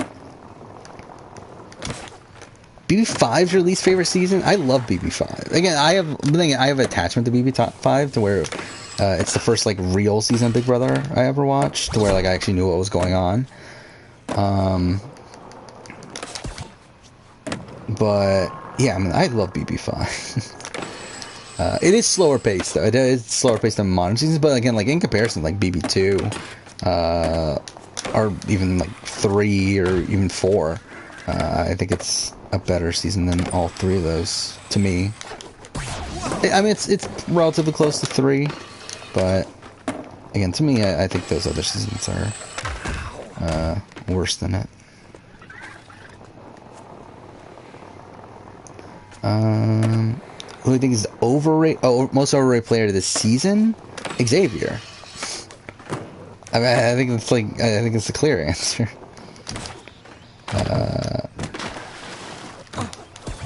Then Xavier might be getting so underrated that he's like. Xavier might be getting looked at as so overrated that he might be underrated, but I still think the answer is probably Xavier. Twin Twist is awful. Twin Twist is like one of the greatest moments in the history of the show. Like the effects of the Twin Twist are awful, but I think the Twin Twist reveal is still like one of my favorite moments in the history of the show. Like it's like there's so many great little moments from that one reveal there. Yeah, I like BB9. Big Brother's weird where, like, to me, there is no, like, truly terrible Big Brother season. And BB22 is pretty bad. And, like, again, I don't like BB2, but, like, it's not like, I feel like it's tough to differentiate, because, like, there's seasons that are received, like, that are poorly received that I like, but I still, like, have them ranked somewhat low. Like, BB9, BB19, yeah, I probably like BB... Actually, I don't know. Do I like BB16 more in general public? Probably not, actually. But either way, like BB9 and BB19 are probably 2 big examples of seasons that I actually like more than most people. But it's still, like, they're both still relatively low on my season rankings, just because, yeah, I don't think there is like a truly bad, or there aren't as many truly bad Big Brother seasons.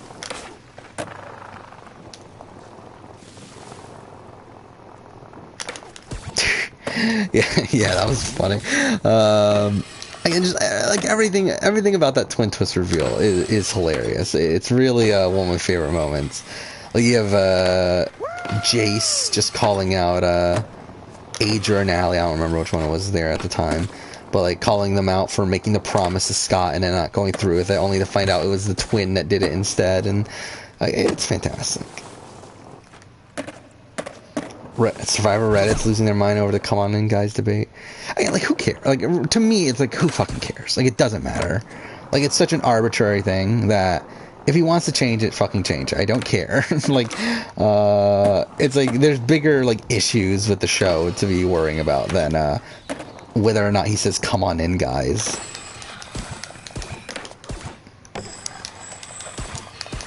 Fuck.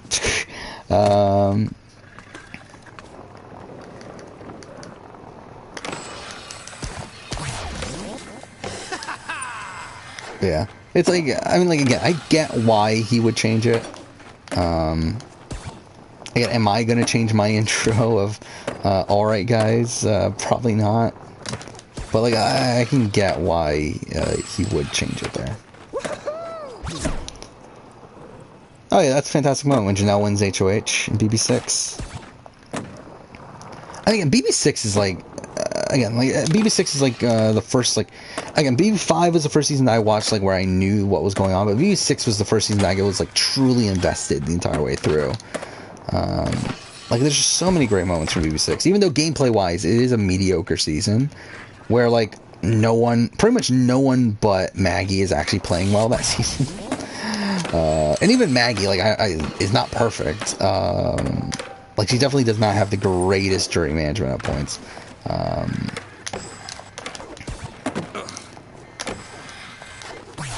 But yeah, it's like there's so many great moments from BB6, especially again, like everything Kaser. I love Kaser so much in BB6.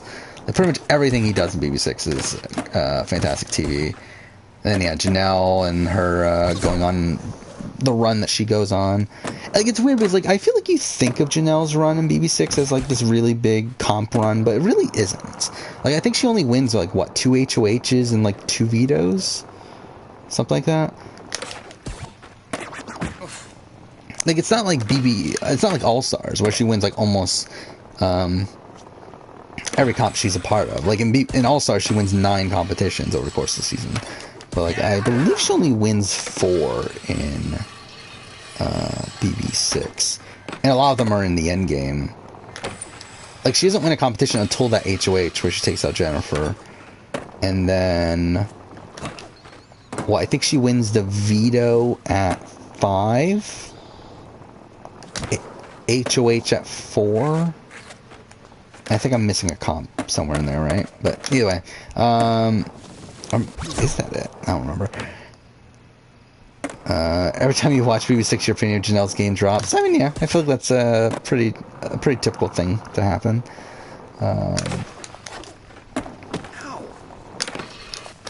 Yeah, I mean, Janelle, again, like, I feel like Janelle has gotten to the point where, like, she's probably so overrated by the superfan community that she is probably underrated. But she's definitely not, like, an all-time great player. Like, she's not I don't know. Like, is she top 25?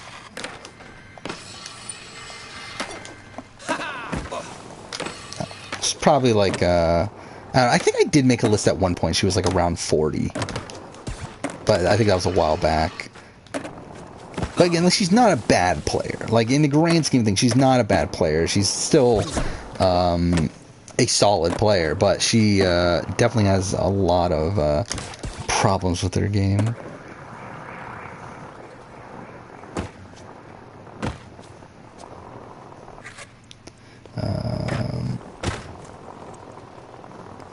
Who would do better on Survivor, you or Abraham? I mean, I'm sure you're hoping it's you, right? Yeah, who really knows? Yeah, again, like, that's the thing with the guy. Like, I understand why they changed the guys thing. Like, I fully get it. Which is why, like, I personally don't really care that much. Like, it's not like, it's not, again, it's not a big deal.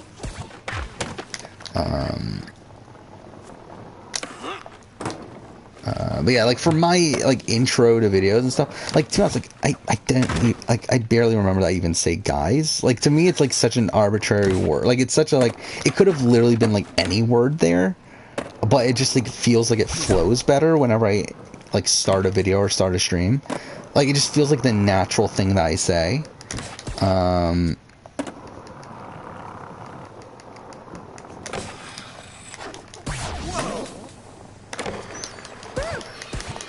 Yeah, like so like I don't personally plan on changing it, but if there was like a major outcry over it, then I would change it, but like, it's not really, because again, like the same thing as the Survivor thing. It's like it's not that big of a deal. Like I don't really care that much, but it's also like again, like if I'm like naturally starting a video, that's literally what I say. Like it's just like the first thing that comes to mind. So yeah. Who's a Janelle Survivor comparison? I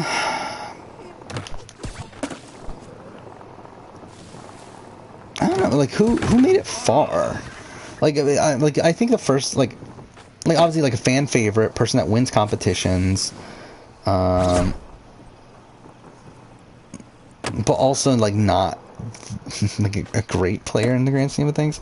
Like not an all-time great player. Like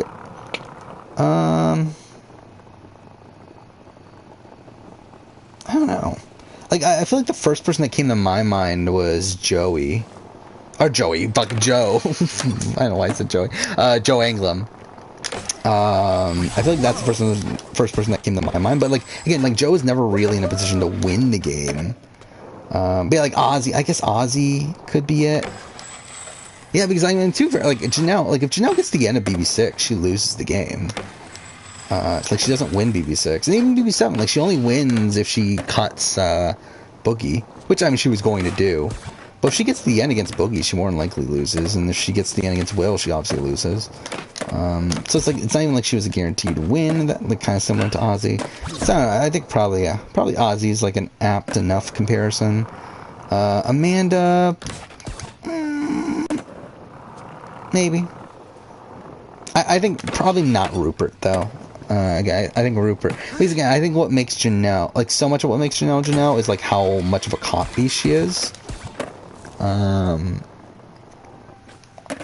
Well, like Rupert obviously isn't known for winning that many challenges. Wow,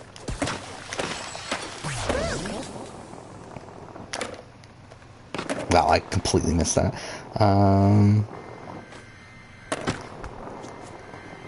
Thinking Sandra. I mean, but like Sandra's one, and also Sandra plays a very, very different game to Janelle.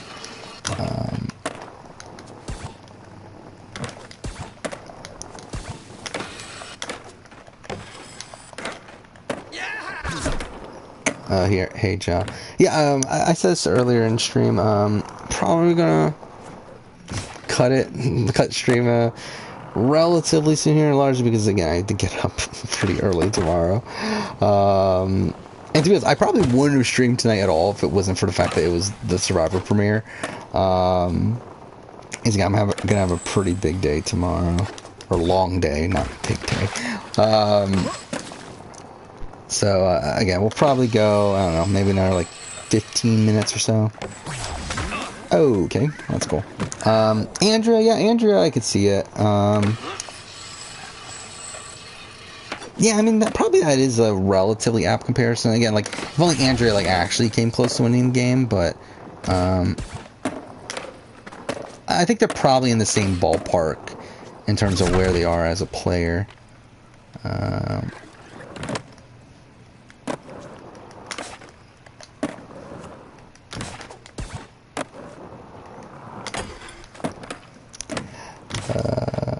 She stay to the end or leave now. I mean, you do you. I mean, either way. Again, like normally, like if this was a normal stream, I would typically go until like 3 o'clock in the morning my time, which is another like couple hours. Like I typically do like 3.5 to 4 hour streams, but tonight's not the greatest night for me to be doing that sort of thing. So again, we will cut this person. And to be honest, I wouldn't be playing Tony Hawk if I plan on streaming for a ridiculous amount of time. Like, I'm literally just like doing this just to waste, like, just to have something in the background right now. Oh, Nintendo Direct. I forgot about that. Yeah, I forgot that was happening tomorrow. It's gonna be long too. It's gonna be like 40 minutes, right? So yeah, it should be interesting. Watching first 2 episodes of War of the Worlds. Which one's better? I personally like War of the Worlds 2 more, but the general consensus is War of the Worlds 1. War of the Worlds 1 is actually like looked at as one of the best seasons of all time. So yeah, it'll be interesting to see how you feel about it. And like for me, like I don't know, like something never clicked with me with War of the Worlds 1. Like I like it, but it's I think like an upper middle tier season for me.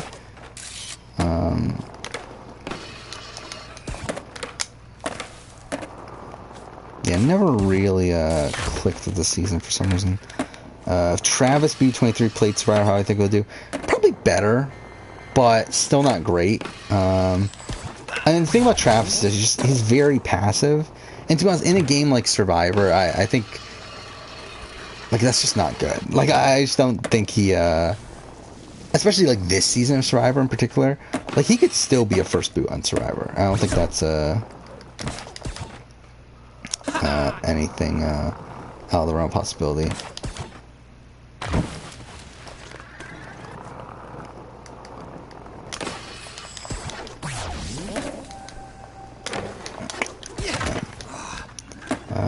Danielle Donato Danielle Donato played in like 3 radically different spots in her life.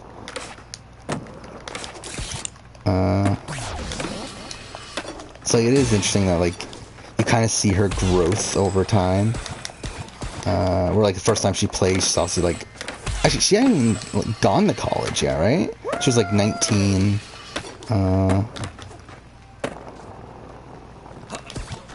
Yeah, like obviously extremely young, still had issues with dick. I mean, to be fair, I guess she has issues with dick every time she plays. But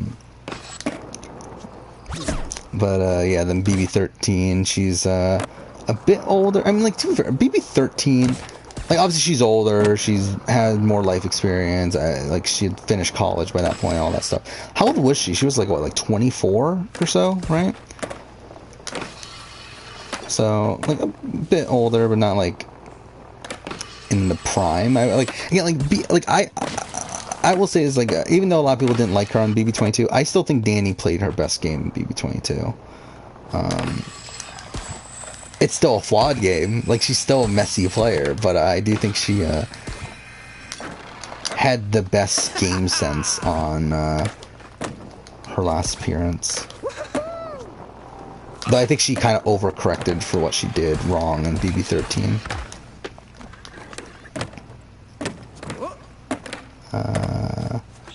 Favorite of CT's wins in the challenge? I mean, I think Rivals 2 was probably the most satisfying. Like, Double Agents is a good... Like, Double Agents is, like, I don't know if you've watched Double Agents or not, but, like, essentially Double Agents is the story of CT. Like, so much of that season is focused around CT.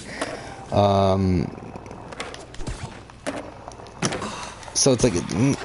That one's, like, a good season for him. But I don't know how much I, like, in terms of, like, his winning game, like, if we're talking about, like, if we're doing winning game in the challenge, I think Rivals 2 is probably by far his best winning game.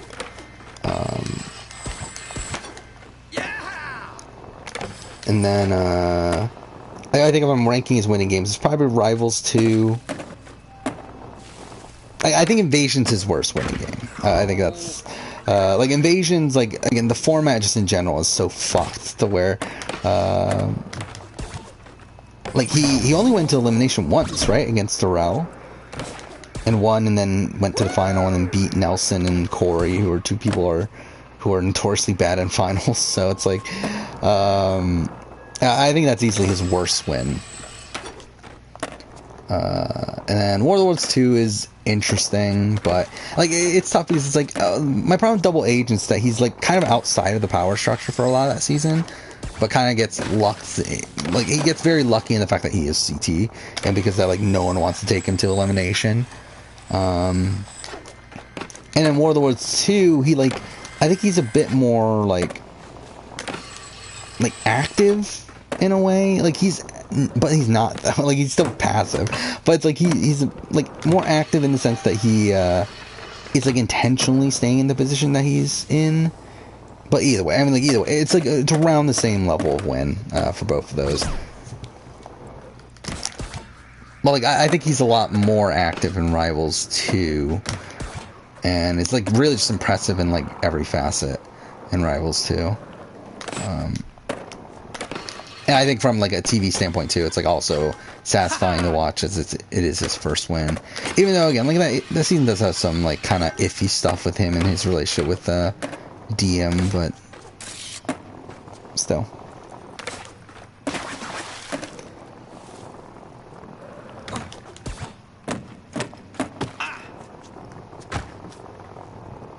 Oh yeah, the guy from Telenovela. Yeah, it's so weird. Like because like War of the Worlds is essentially the first season. Like that is the first season, right? That they go outside of. Oh no, I mean I guess Big Brother and stuff was like Vendettas, and like they did UK shows and Vendettas, but but like War of the Worlds is the first time they like go beyond the UK, I believe. And they've definitely they went a bit off the rails with certain picks, and they still do. Like they still like have some like really random picks in recent seasons that with these people that like end up being nobodies. But and like this season in particular, like I really thought it was going to be like that with Spies, Lies, and Allies. But to be fair, I think the newbie cast has ended up being better than I expected, even though there are still some duds. Have I done an org? A long time ago, and I didn't do well because I didn't understand how it worked. But, very, very, like, I think I was literally, like, 16 or so. And I was the second boot. But, again, I had no clue. And I think this is, like, what? Like, this is probably around the time of... Yeah, I mean, this is, like, around the time of, like, BB... Because it was a Big Brother game. I don't remember how long. Like I think it was like BB12 or BB13. I think it was BB13. Now I think about it, it was BB13. So yeah, very long time ago, and I had no clue what I was doing.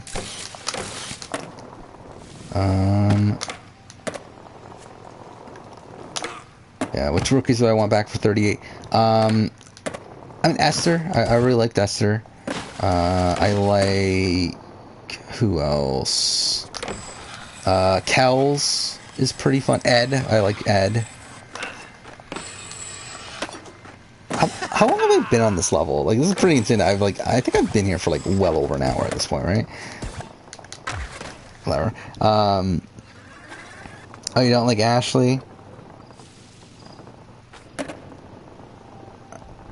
I mean, the thing is, like the stealing the $1 million thing is like pretty much anybody like is gonna do that. Like most people that are on reality TV are going to take the $1 million in that position. Like to me, it's like it's a no-brainer. Like the twist is literally set up for you to take the money.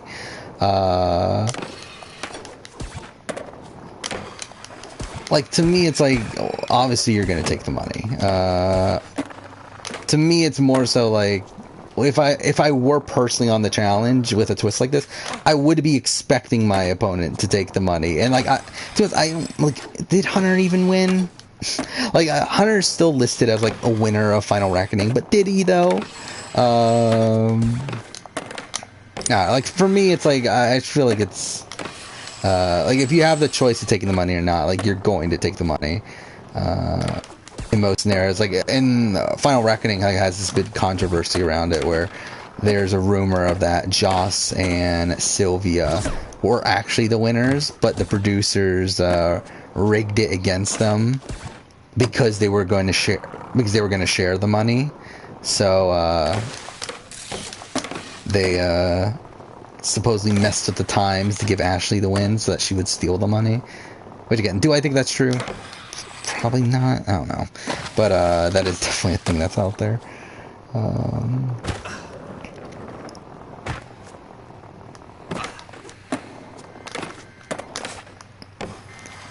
Yeah, is there anything going on in the feeds with Big Brother?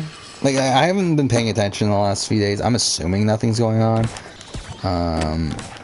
I know, like, Ozzy and Big D had a big argument, but then they reconciled, so... Whatever. Like, I'm assuming, like, nothing's going on.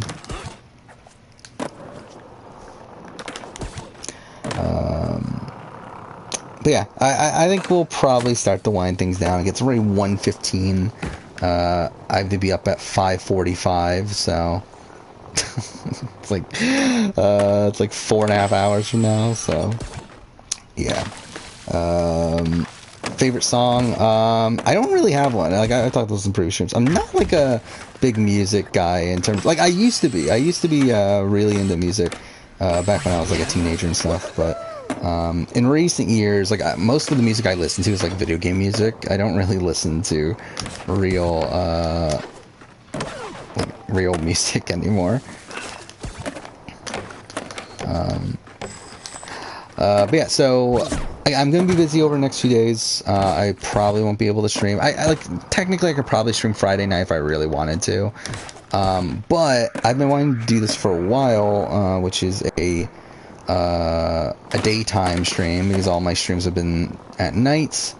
But I think this weekend, I think on Saturday, I'm gonna try a daytime stream, and we're gonna play through the entirety of The Last of Us in one stream, which should take like 6 to 7 hours, probably, hopefully.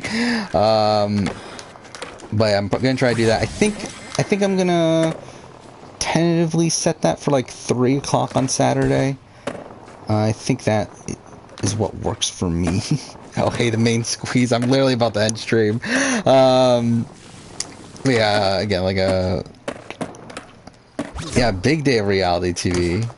A lot of stuff with Survivor and The Circle and I guess Big Brother. Favorite between Double Agents or Free Agents? Free Agents for sure. Double Agents is a pretty mediocre season. Is the last one as hard? Not really. I'm like, we're gonna be like, when I play through it on the channel, I'm gonna be doing Easy New Game Plus, because I'm really just trying to rush through it in terms of the gameplay. I'm even gonna do I'm probably gonna do speedrun strats and stuff. Because like for me, like I've been wanting to replay Last of Us for a while. I actually haven't replayed it since before Last of Us 2 came out. So I just feel like it's a good game that, like, if I'm doing a daytime stream, I'm probably gonna do a stream that's decently long. It's like, I mean, I feel like that's a good one to do. Just kind of blow through that game.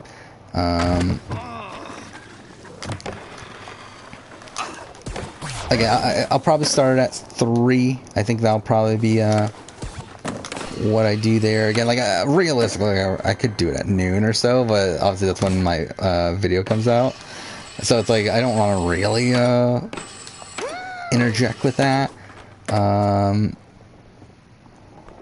I could do Sunday, but like, I feel like I'd rather do Saturday for me personally. So yeah, we'll do Saturday at 3, I think, and then it'll probably take like 6 to 7 hours. Again, if people show up, they show up. I like, to be honest, I don't really care. Like, it's more like I kind of want to just test out, see how a daytime stream does. So we'll see. But yeah, I mean, that'll be on Saturday probably, and obviously we'll talk more about Survivor and Challenge and Circle and Big Brother. Is there even anything else going on? Like, everything's done at this point, right? Yeah, like, I don't even think like, what's airing between now and Saturday? It's just Big Brother tomorrow, right? So, like, there's nothing really going on anyway. So yeah, I'll probably just be retreading on the same topics, but whatever. So yeah, again, it really went longer in this stream than I wanted to. We're already at 2:15 almost.